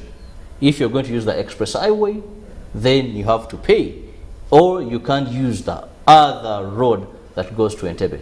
And of course, you know, the main aim was to reduce congestion, where one now takes 30 minutes instead of 120 hours, but also looking at other inconvenience that may come up with this. Rachel, some Ugandans maybe don't know this is a loan, where the terms of agreement were very clear. It has to be payable, and road toll was one of the mechanisms here. Some are saying maybe this is discriminatory. Why do we have a road in Uganda and someone heading in the same direction may not use that road because they cannot pay for that road? Well, road tolls are standard practice in many economies across the world. It may be a first, and it is a first for this part of the world, but that shows how far we are from modern practices in many respects. Actually, in Uganda, we once had, I remember, around the Entebbe Road, when I was young, remember there's somewhere you had to pay, and then they failed. I think they failed, but there was this practice, I remember. Towards Ginger, then Gerald, there was also a little booth somewhere along the way. But I think it's also because it was not well thought out. It was not accepted. And I think 20 years on, maybe 25, maybe the people are better prepared. They have been hearing this for a while. And in all fairness, Minister of Works has not enforced this in the realization that if you do force it down people's throats, it generally doesn't work well. I think there is no one who uses the Entebbe Road regularly who does not know that this was the planned way forward. So indeed, what makes it even more fair is if this is unacceptable, there is another way. It may not be as convenient as this one, but I think as an economy we have to get to a point where we know that you get what you pay for. If you want first-rate services, there is a cost. If you want second-rate services, there is a cost for that too. Third-rate services. So I think we are going towards that. Those who are willing to do what it takes to enjoy first-rate services that will be available, and so on and so forth. But also, General Katumba went out of his way to explain that this is not paying for the sake of paying. There is a loan to retire from Exim Bank of China. There is also the contracted company to run this system that is also part of that will benefit from the proceeds. But aside from that, this company will be providing a number of services that this money will underwrite. Among them, they specifically have to do better and more road signs. They have to redo or make sure the fencing is in place. They'll provide security. There'll be ambulances along the way. There'll be breakdown services, and round the clock lighting, of course, and round the clock security. So those services don't come cheap, and these people I think have been contracted for about 22 billion, I believe, for the next 5 years. So really what we are saying is, if these people do a first-rate job, that is why countries like Israel that pay 50% of their earnings in taxes, the workers in Israel have to part with that, about half of what they earn. But there is a return in high-grade services. So I think, of course, years ago, the education model, you know how they deregulated government control over higher institutions of learning. It has been introduced gradually, and they say now you can have your own way at university, but you get to pay, or you can work very hard and the government subsidizes. So this mode of doing things has been long in coming. It started many, many years ago, but it will also apply in many sectors aside from education, and now the expressways of the future going forward will be under this model. Ivan, looking at, of course, we know cost. Well, Rachel has assured us, she has said, this is what this company ought to do.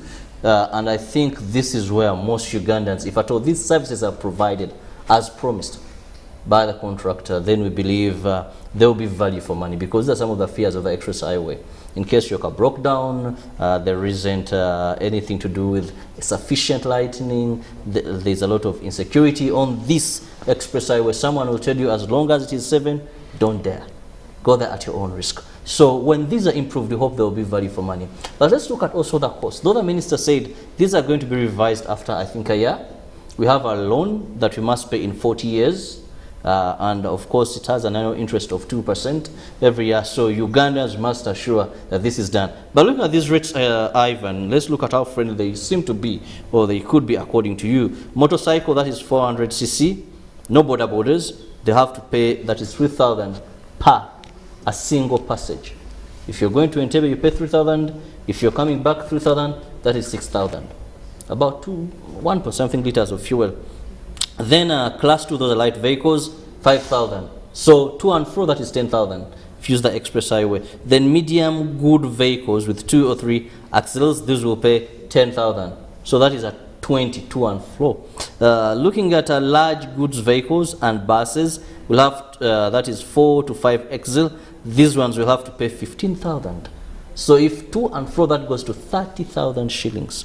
Then we have large good vehicles, 6 or more axles. These will have to pay 18,000.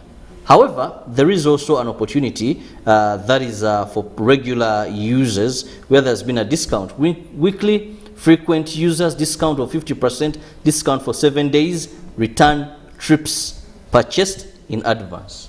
Then also have, that is monthly frequent users, a discount of 70% for 30 days, return trips purchased in advance. Then we have also electric card users, a discount of 10% rent per trip. How practical, how pocket friendly are these in your opinion? I think the figure is pocket friendly, because if you really don't want to pay that money, you have the other route to use if you don't have it. But specifically, that route would be used for those who want to reach faster to their destination. The fact that this is a route that leads you to the airport in that sale. But regardless, let's look at what was the cost of this road. It was 1.19 trillion, of which 875 billion was the loan from Exim Bank. So technically, we would ask, should we say we don't really have the 875 billion to pay off, or we have to pay, you know, in installments? You have a loan of about 40 years, so. Yeah, that's very okay. That's very okay. Though for me now, I'd be concerned about the loans that have existed at the time I started knowing about the economy.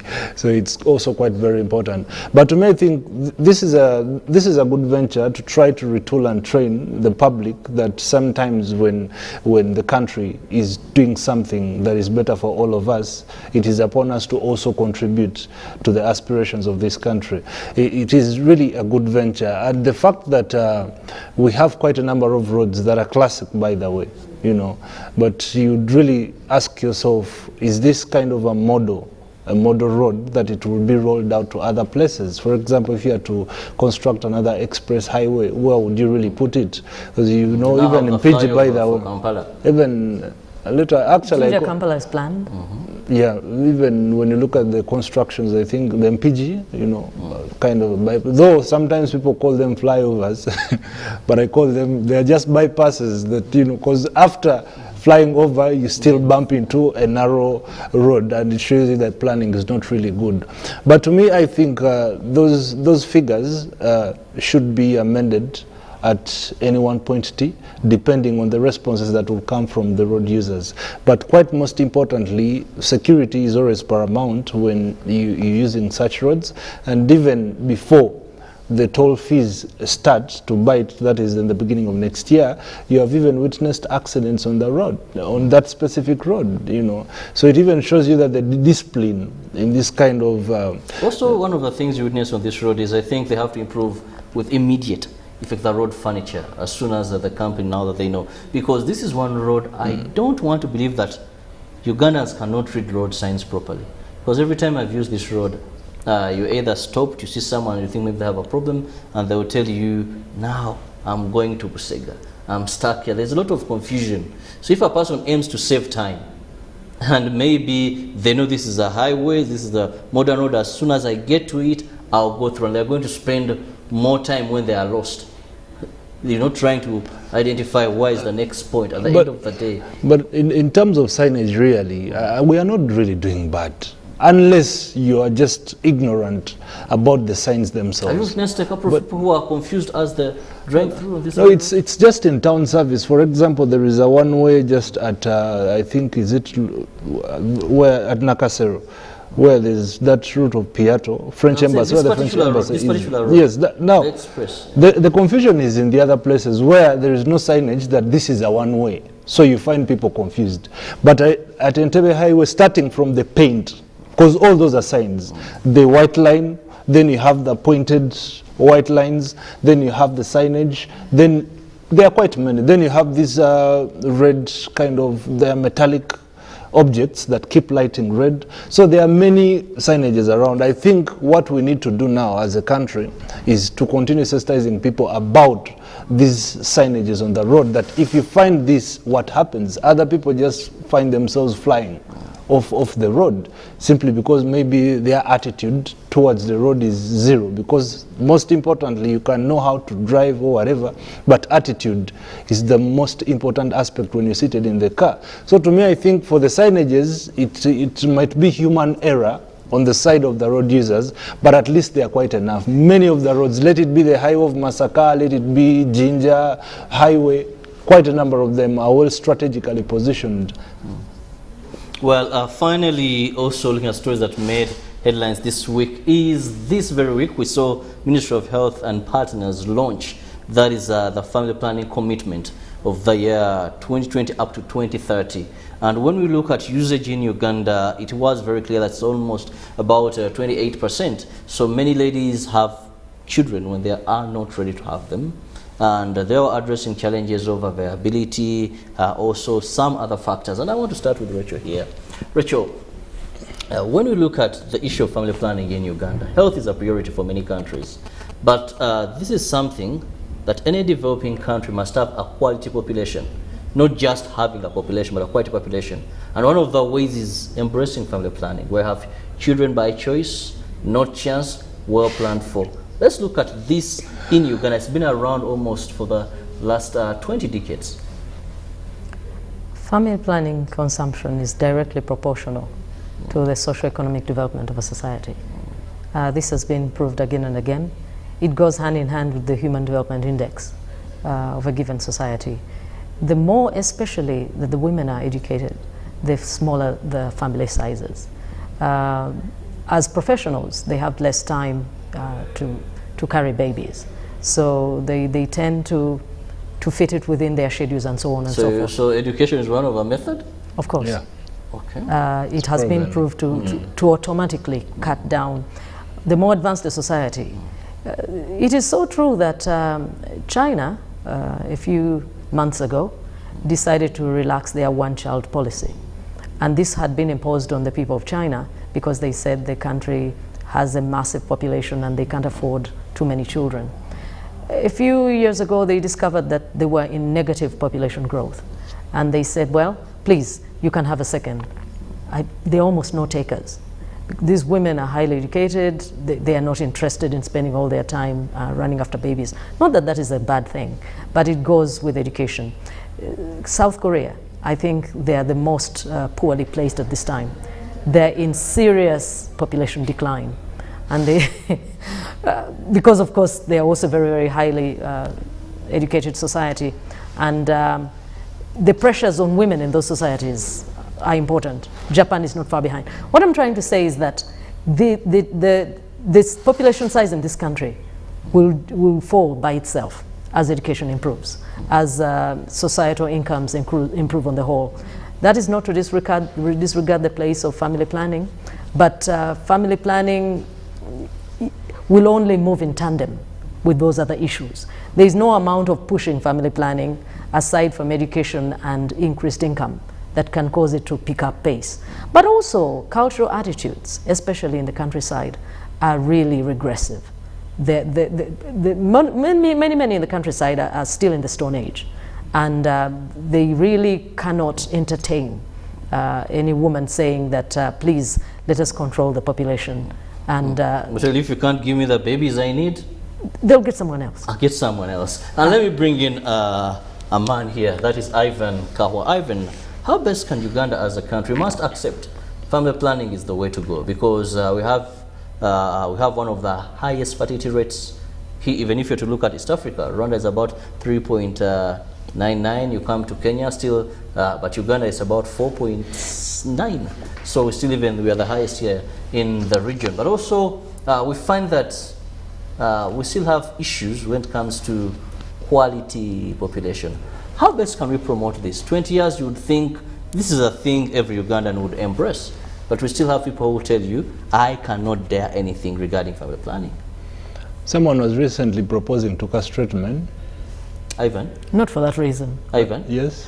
It wasn't for family planning reasons. It was for those that could... No, that's one way. How do you define family planning?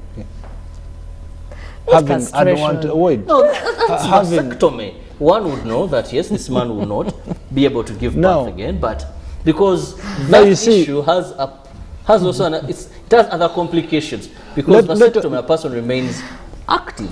Castration, that is dormant. That's okay. The moment you're active in canon knowledge, by all means, if you're fertile, then the results are having babies. That is one way.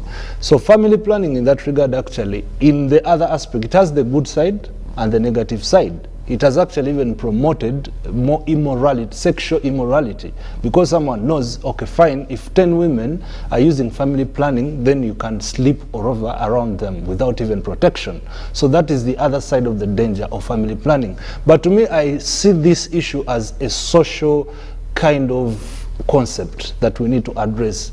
Kirabo, you are mature enough, you are 40, but you go into an act well knowing the repercussion. You know deep inside that I am not ready.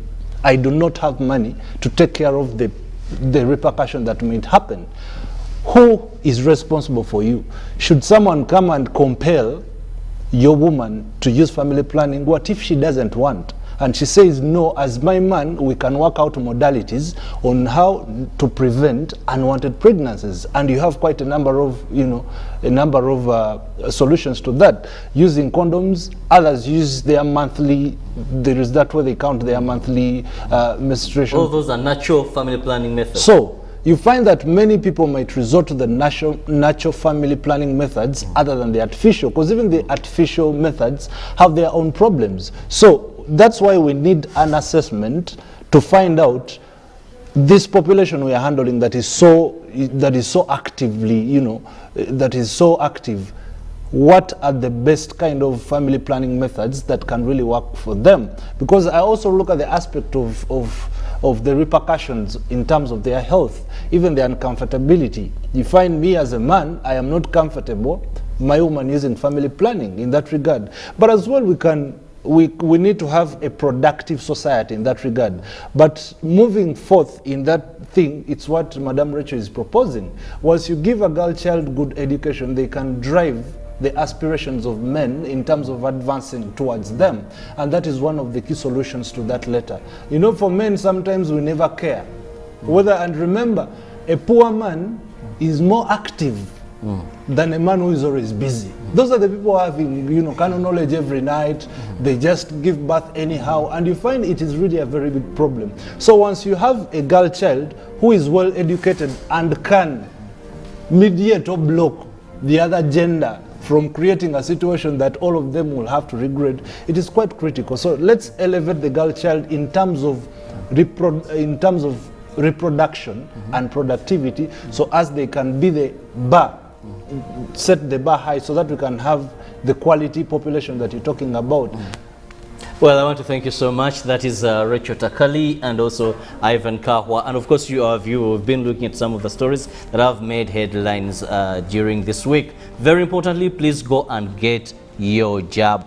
We need to prevent any death as the result of COVID-19. And don't forget, perfect the soaps, because being vaccinated doesn't mean that you can't contract COVID or you can't pass the disease to somebody else. Also, children by choice, not chance. God bless you. It is now still more of weather and of course music performances spicing up your Friday and ushering you into that mood. Lovely weekend.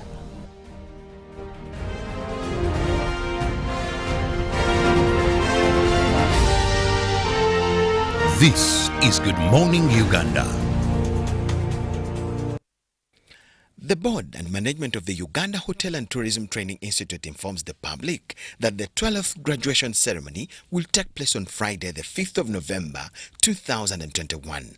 The ceremony will be virtual with live coverage on UBC TV, its social media platforms, and the Institute's social media platforms. Physical presence shall be by invitation only at the Institute.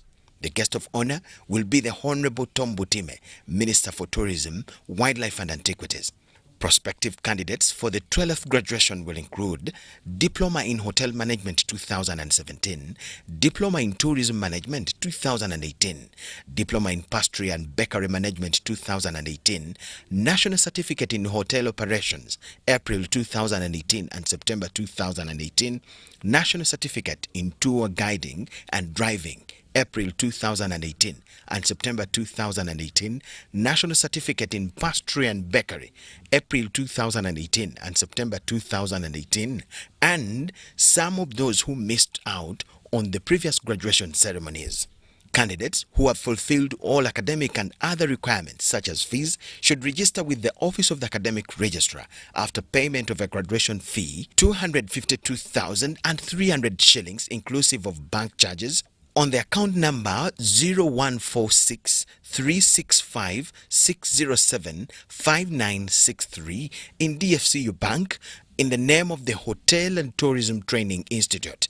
The institute is receiving applications for diploma and certificate programs for the year 2022 intake from eligible candidates. For more information, contact the Academic Registrar, Uganda Hotel and Tourism Training Institute on PO Box 444 Jinja or call 0434 122 236 0772 649 898 and 0700-649-898 or visit our website on www.uhtti.sc.ug or email info@uhtti.sc.ug. It's super cool to be a mass superhero, to get the spread of the virus to zero. Did you know that just wearing a mask is not enough? Yes, correctly wearing a mask will protect you and others, but you still have to remember to wash your hands with clean running water and soap or using a sanitizer, socially distance, and avoid crowded areas. Wearing a mask helps protect you and others from spreading viruses. To get the spread of the virus to zero.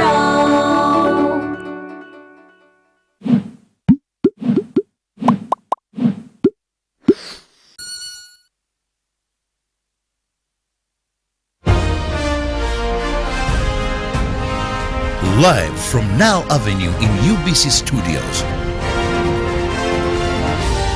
This is Good Morning Uganda.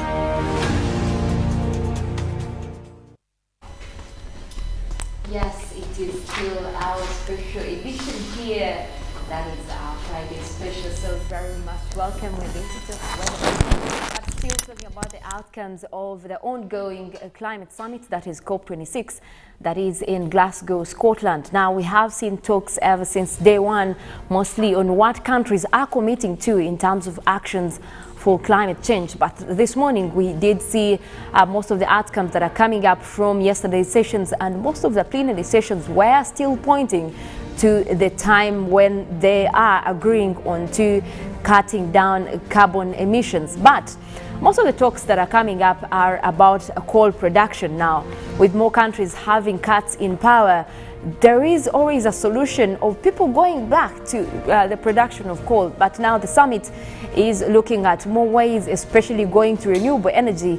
That means they are looking at more countries cutting down and also trapping down on the coal production. That is looking at mostly how we can move to the fact that we talk renewable energy. And also there is a report that is out, that is a global report on carbon budgets. But also more of that, and interesting enough, this is a collaboration from the Met Office UK, University of Exeter, and also looking at the Science Pavilion. And this is also coming at a good time that we are going through this summit. That means that with this report, at least most people are going to base on that, and we're looking at a lot of the oil and gas production, oil and gas industries. This is very important for them to actually look on and see how much is needed to be done as we talk about climate action. But also the development coming in from the summit is also a collaboration between the World Meteorological Organization and the UNDP. We also have UNEP on that. They have created, that is a systematic observation financing facility that is going to be under the UN's multi-donor trust fund. Now, much of this fund still is going for climate finance. It looks like most of the talks that are ongoing right now is how much can be put in the climate finance. And most of this is going to be geared towards adaptation, towards mitigation, which is what the world needs right now as we talk about how we can deal with the effects of climate change. We have seen extreme weather events. This is no longer something that we are looking at in the future. It is happening now, from extreme weather events like floods We already have, we just went through those heat waves, especially for Southern Europe, and still there is a lot going on. And now that we're talking about this, also this day comes as the World Tsunami Awareness Day, where we get to create awareness on the tropical storms, on the hurricanes, on the cyclones that are happening across the world. And on this day, we continue to streamline the fact that extreme weather events are here, and most of these are a result of climate change. And more of what is happening with these events is we've had death, we've had destruction of property. There is a lot going on across the world when it comes to variations in our climate. And that's why we continue to stress the importance of COP26, the agreements that are going to be created. The decisions that world leaders are taking right now will determine how much we're going to deal with in the future, and that is something that we're still looking out for as we also celebrate and also create awareness more on tsunamis across the world. But well, away from the tsunamis, we want to talk what is happening over Uganda this morning. We did start off with those wet weather activities, especially across the islands of Lake Victoria. More of that were continuing into parts of Kampala. We had to deal with those rains this morning, but it seems like that system has cleared, and now we are looking at mostly cloudy conditions. Now, also most areas within the eastern part of Lake Victoria, that is across Tororo, Jinja, that area is just having cloudy conditions. For now, it looks like that rainy system is also moving away, and it is actually headed southwards towards the islands of Lake Victoria. But I can tell you, it seems like this is going to clear away as the morning progresses. Now, much of the country this morning has had to deal with mostly sunny skies. While a lot of you were having those rains in Kampala, most parts within the country were having sunny skies. Now, right from the northern part of the country towards eastern stretch, that was also having mostly intervals of sunny and cloudy conditions. It looks like it is actually a pleasant morning for most areas across the country. But we'll go ahead and take a look at our forecast for different areas this morning and see how the weather is going to look like for this morning. Now, we start off with the central Lake Victoria Basin, where we have Mukono, Kampala, we have Entebbe, Wakiso, we in that category. We are forecasting isolated showers. Those will be across a few places, and that system is already starting to move away, but it seems like we still have that cold weather at 24 degrees centigrade. Now we look at the central part of northern Uganda, where we have Jumani, Gulu, Kitguma and Padel. We are forecasting a mix of clouds and sunshine. We already have that sun over that area, but it looks like it is a warm morning at 27 degrees centigrade and could hit the 30s later in the afternoon. Now we look at the eastern parts of Central, where we have Luwero, Wobulenzi, Bururi, Nakaseke. We have Nakasongola in that category. We are forecasting those isolated rains. Those will be over a few places, but also starting off with a pleasant 26 degrees centigrade. We look at eastern Uganda, where we have Soroti, Kataku, Yamuria, Kumi. We do expect those rains to come through as the morning progresses, starting off at 26 degrees centigrade for this morning. Now we look at the eastern part of Lake Victoria. We're looking at Tororo, Jinja, Busia, Iganga, already having those cloudy conditions. We do expect rains to develop as the morning continues, also with cold weather that is at 24 degrees centigrade. Now we look at Mount Elgon Highland. We already have those rains in the forecast for that area, starting off with a cool 24, and that rainy system is expected to continue into the afternoon, so that is one to look out for. We look at southwestern Uganda, where we have Mbarara, Ibanda, Bushenyi, Rubirizi. That area is already enjoying some sunny skies, but we will have intervals of cloudy conditions, starting off with a cool 25 degrees centigrade. We do expect rains over that area later in the afternoon, so do not get comfortable. We'll look at the western part of Lake Victoria, where we have Masaka, Kalisizo, Sembabule and Rakai. We are forecasting a mix of clouds and sunshine for this morning. We already have more of those clouds starting to develop over there that could develop into rainy conditions, but that will be later in the afternoon. Now we do have that rainy system that is still stretching from Lake Albert, but it looks like that is only bringing cloudy conditions across midwestern parts of the country, that is around Masindi, Hoima. So you can expect mostly cloudy conditions, and those could develop into rainy conditions later as the morning progresses. But well, we continue with our spices here at Good Morning Uganda, and I can see Michael is already setting up. I think I want to play that instrument one day. I don't know about Priscilla, who is still looking like she has the same interest.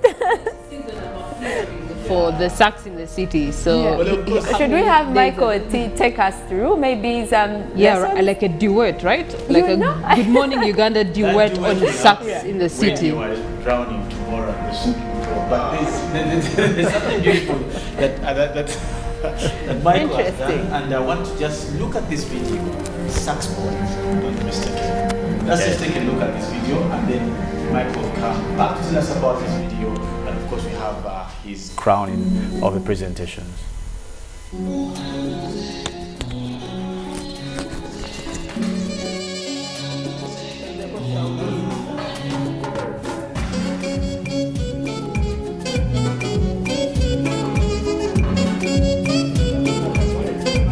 Yeah.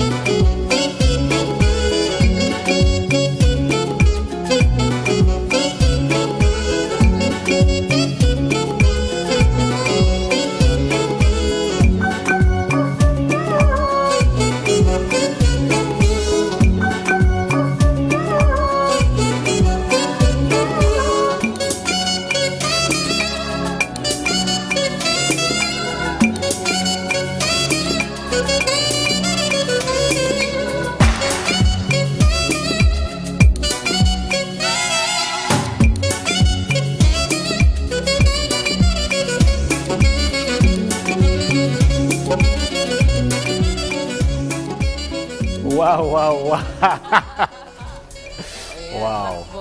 It's very interesting. And the video is even more interesting. When you watch it, you realize that you're understanding the story, and that gives you the message without the words. Clearly. How saxophones actually speak.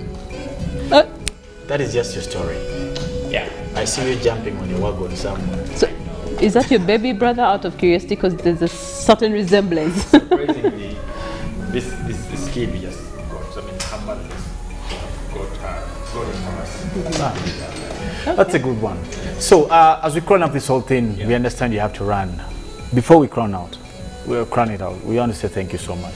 It means a lot that you took time off to come and be a part of our special Friday, and we don't take that for granted. Our crowd is excited, it's happy. I've seen Ruben all throughout the hours you've been here. He's smiling. He probably is trying to get a jaw massage later on because of it. The shoe. But I want you to play, Ruben, something from Juliana Kanyomozi, anything. Okay. And before even we get into the messages, just play him something. I know he's in love with that woman. 7 days. Okay.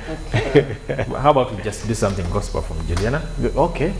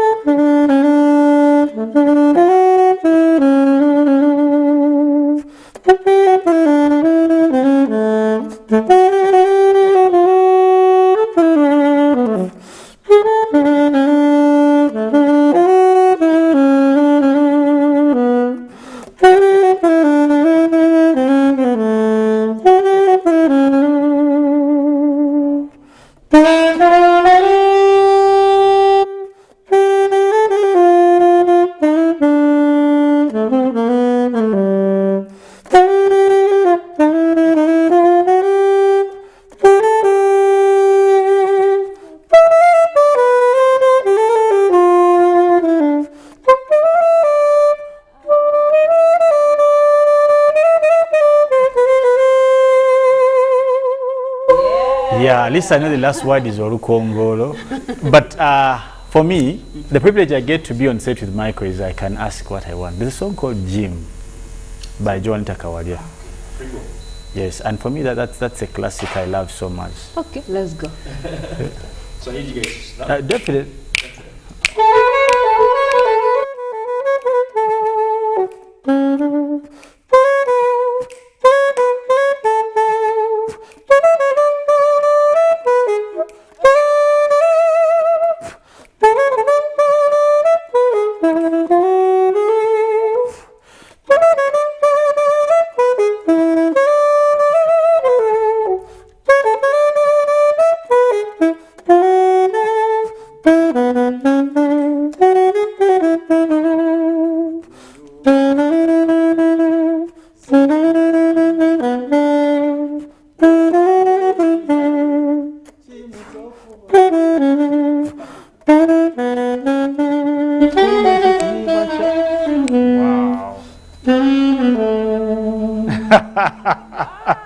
Oh, I like my hair is standing actually. Ruben. For me, okay, maybe you cannot. You know, I'm a Kadonkamu person. I would have liked to listen to Matia Rima, Sepilia Molende. I bet even knows Matia. But good song. I like the way he's dressed. I like the blazer. But the shoe is the best for me. The shoe is the best. Yes, clearly. So I have to dress up for this one. I know. The coat is pink or baby? Is it baby pink? I was educated. It's baby. I didn't baby know pink. I didn't know Peach. That's peach.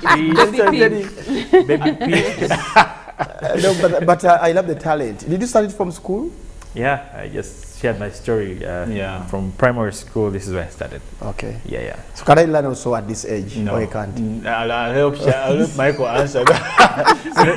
It's never too late. With your level of patience. We do have a message here that is coming in from Kwa Kenya, and someone is asking, this is beautiful music. How can I get your album? Thank you. So how can we get your album? My album is actually on all the streaming platforms. But this particular one is... What are the streaming platforms? Because, you know, when you say all streaming platforms... Oh, sorry. Some of us are more specific. Well, I have People music go on... to streams of water. Oh, sorry. I have music on YouTube, Spotify, Apple Music, and all that. So you can just search for Michael Kitanda, and then you get that music. Okay. Wow. Yeah. All right. Hassan from Kenya, you've had for yourself on the streaming platforms he has mentioned. Just type in his name and his music will come and you'll enjoy it. This is a track of your new album, your upcoming album, Sax Boy? Yeah. Okay. It was supposed to be out before COVID, and then when COVID came, I decided to I'll put it out next year. Okay. So, yeah, right. as soon as so let's talk about adopting music videos for the kind of music that you play. How important is that to your exposure? Well, I'm trying to change the game now, because usually people knew this for only playing live on stage and stuff. So I'm trying now to make it visual now. Yeah, because you know this doesn't talk, but when you put visuals to it, it makes more sense. Like that story. It attracts all the senses of exactly, stuff and engages. Exactly. Okay. Yeah. All right. Someone wanted to listen to Titanic. Oh, a song from Titanic. If you could do that cover of Titanic cover, lastly, and we know you have to run. We want to let you run. I want to be here all day, man. Oh, I'm having fun. Anyway, yeah, because we want. Let's just have that one.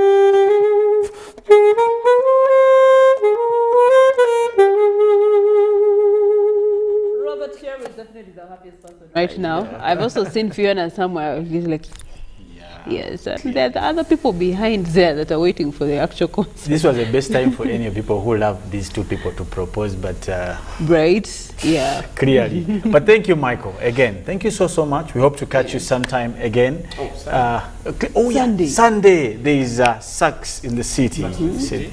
Just briefly talk about that again. 7 p.m.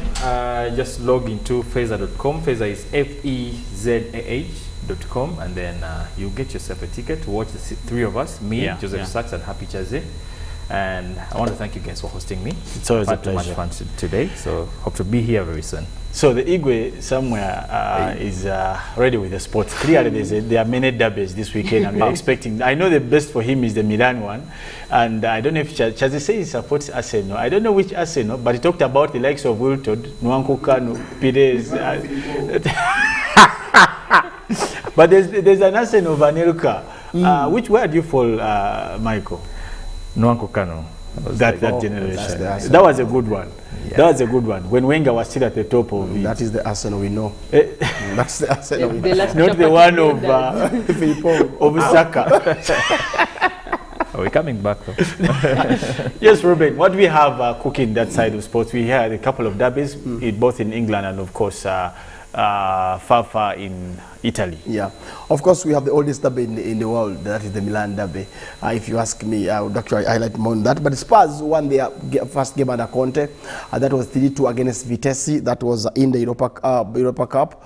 And I know that Conte has actually brought passion to that dressing room. And whoever knows the Italian, the passion he has for the game, he knows that Spurs have actually started well. But based on yesterday's results in the Europa League, I'll take you through the results. We had a couple of them, but that were played. The game that were played yesterday. We had Genk drawing with West Ham. That was a 2-2. Spurs beat Vitesse, like I said earlier. That was 3-2. Leicester drew with Sparta. That was a 1-1. We had a Brøndby, of course, a draw with Rangers. That was 1-0 as well. Lyon did beat Sparta Praha. That was 3-0. Monaco drew with PSV Eindhoven, 0-0. Sociedad drew with the Sturm Graz. That was 1-1. We had Napoli traveling to Legia Warsaw and scoring 4 goals to Legia Warsaw's 1. Then, like I said, Leicester saw that. Okay, the game that was Group C. That was those are the Europa League games that were played. Leverkusen 4, Betis 0. Celtic beat Ferencvaros. That was a 3-2. That what a game. Then Zagreb did actually beat Rapid Vienna by 2 goals as well there. And of course we go over to the games that will be happening in England. We have the big one, the early kickoff, the lunchtime kickoff in London, and of course here it will be 3:30. Times have changed, by the way. You should take a note that as we go towards to winter is really now becoming a real thing in Europe. So time will change most of the time. Whenever we go into November, December, January, times for the game change up to early February. The games now at 6 p.m. and of course those who are supposed to be played at 2:30 are now 3:30. So the first game will be Manchester Derby. That will be tomorrow at 3:30. And when we look at the head-to-head of these two teams, the last meetings, of course, the last meetings, City beat United by 2 goals to 0. Then also had that was a 7th match. Then Saturday, of course, a 7th match, Manchester United beat City by 2 goals to 0 on the 7th of March 2021. Then Wednesday, it was January 6th, Manchester United lost to City by 2 goals to 0 in the EFL Cup. There's so many games they have actually, these two teams have played. I can take you back to 2011 season where they had a draw at Etihad 0-0. Then 2011 United beat City by 2 goals to 1.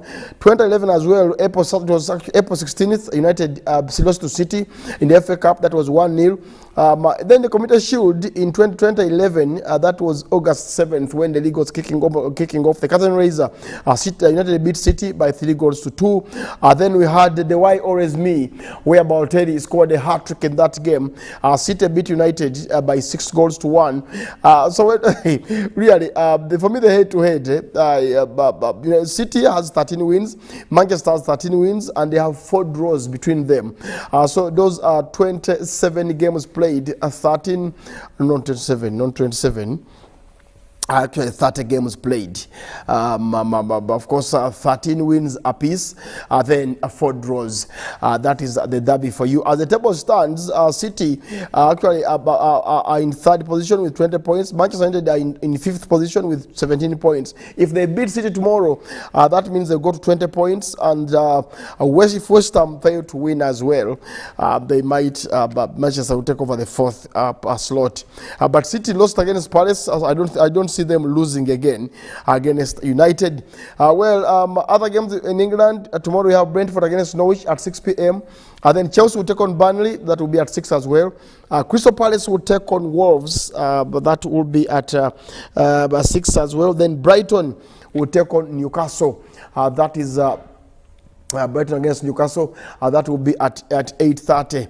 That will be the final game in England.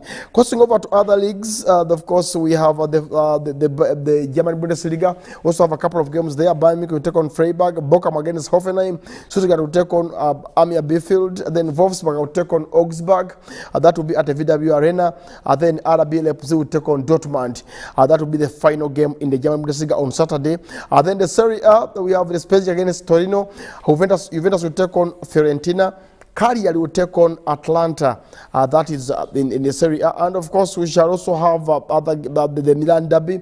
One of the oldest derbies in the world football, the Milan Derby. And of course, when you look at the Milan Derby and the head-to-head of the Milan of that game, I think I should take you through that as well. These teams have actually met several times. They have played.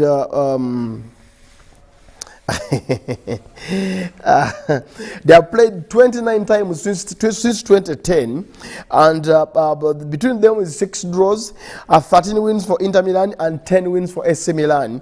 Yes, going into this game tomorrow, AC Milan, the red side of Milan, looks the team in form. So Inter, ever since they lost Conte and replaced him with Simon Inzaghi, they haven't been really playing that beautiful football. So I think AC Milan, based on the result against Roma, might take the day. That is on Sunday. In other games, of course, in the Serie A, we'll have a couple of them. Juve Fiorentina will be a good one to catch, those who love the Serie A. And then we shall also have Cagliari Atlanta, good game as well. Then Spezia Torino, that's another game there in the Serie A. Then of course La Liga, España against Granada, Celta Vigo against Barcelona. Edmond was telling me that they sure win in Celta Vigo. Edmond Wesson betting tips. Celta Vigo might not beat Barcelona, Edmond. Deportivo against Levante, and then Madrid will take on Vallecano. That will be in the Spanish La Liga. Well, I've got to go. I think that's it from sports. I have some messages here which I need to read out to okay. Couple of messages here. Someone is asking me, Ruben, why do you say that the oldest derby in the world is in the Milan Derby? Okay, it's one of the oldest derbies. I didn't say it's the oldest, but one of the oldest derbies in the world, in world football. Of course, we've had a couple of derbies. We have Milan, Inter. We have Torino, Juventus. We have even have derbies which are out of the cities, like Barcelona, Madrid. Madrid and Barcelona are different in different cities, but it's a derby of sort. We have Liverpool, Manchester United. It's another English derby. Then we have the Yorkshire Derby, Sunderland also against Newcastle. It's the Yorkshire Derby, which is also good to catch. And then so many derbies. I mean, Liverpool against Boca Juniors. We have PSG Marseille, that's another good derby in France. Then we go to Red Star Belgrade. So many derbies that the world is graced with, and those who love watching derbies, I would tell you that they enjoy watching Milan derby. And me as well, I can always catch the Milan derby anytime, any day. Give me the Milan derby ahead of any derby. I'll always spaguru on my TV and watch. I know my colleague, that is Katerega will tell you that for him, he loves the Manchester derby. And then so many others would say, like my colleague who normally watches us, that is Sam Evans Monji, would say, Milan derby, Ruben, for me, can make it, or I can make my weekend. And then others like Beckham Wesuga would say, I love the Clasico, the Barcelona Madrid derby. So it depends. And somebody from locally here would say he enjoys Express FC against Sevilla. That's also another local derby. So derbies, it depends on the side of the tent you are seated to enjoy which derby you could choose to watch. But anyway, join John Barnes and Peter Otai plus team at 1:30 to give you more of the games and to expound more of the sure wins, like Edmund normally puts it. But for me, I will turn Monday and give you more regarding the results from the weekend. But the sure wins, I can leave you with Milan is going to beat Inter, and I'm sure Manchester United might shock Man City in that derby. Then Watford might also shock Arsenal as well, and so many other games. Celta Vigo might win against Barcelona.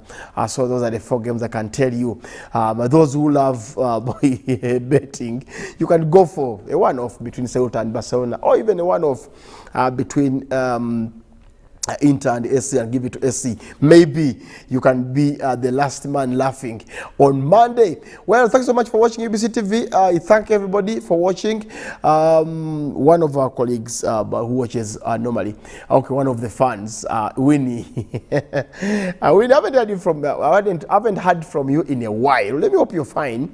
And then the people in Uyukwe, Fiona says hi to you. Fiona is one of our engineers here. She says hi to people in Uyukwe.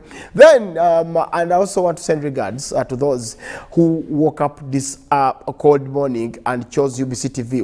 We thank you so much, and we always say that we are blessed to have you as a viewer.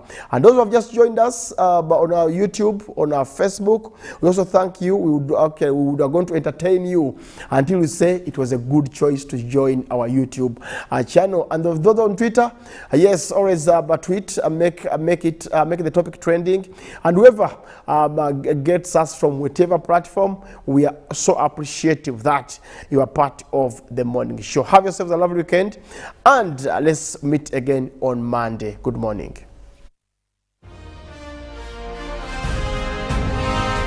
Live from Nile Avenue in UBC Studios.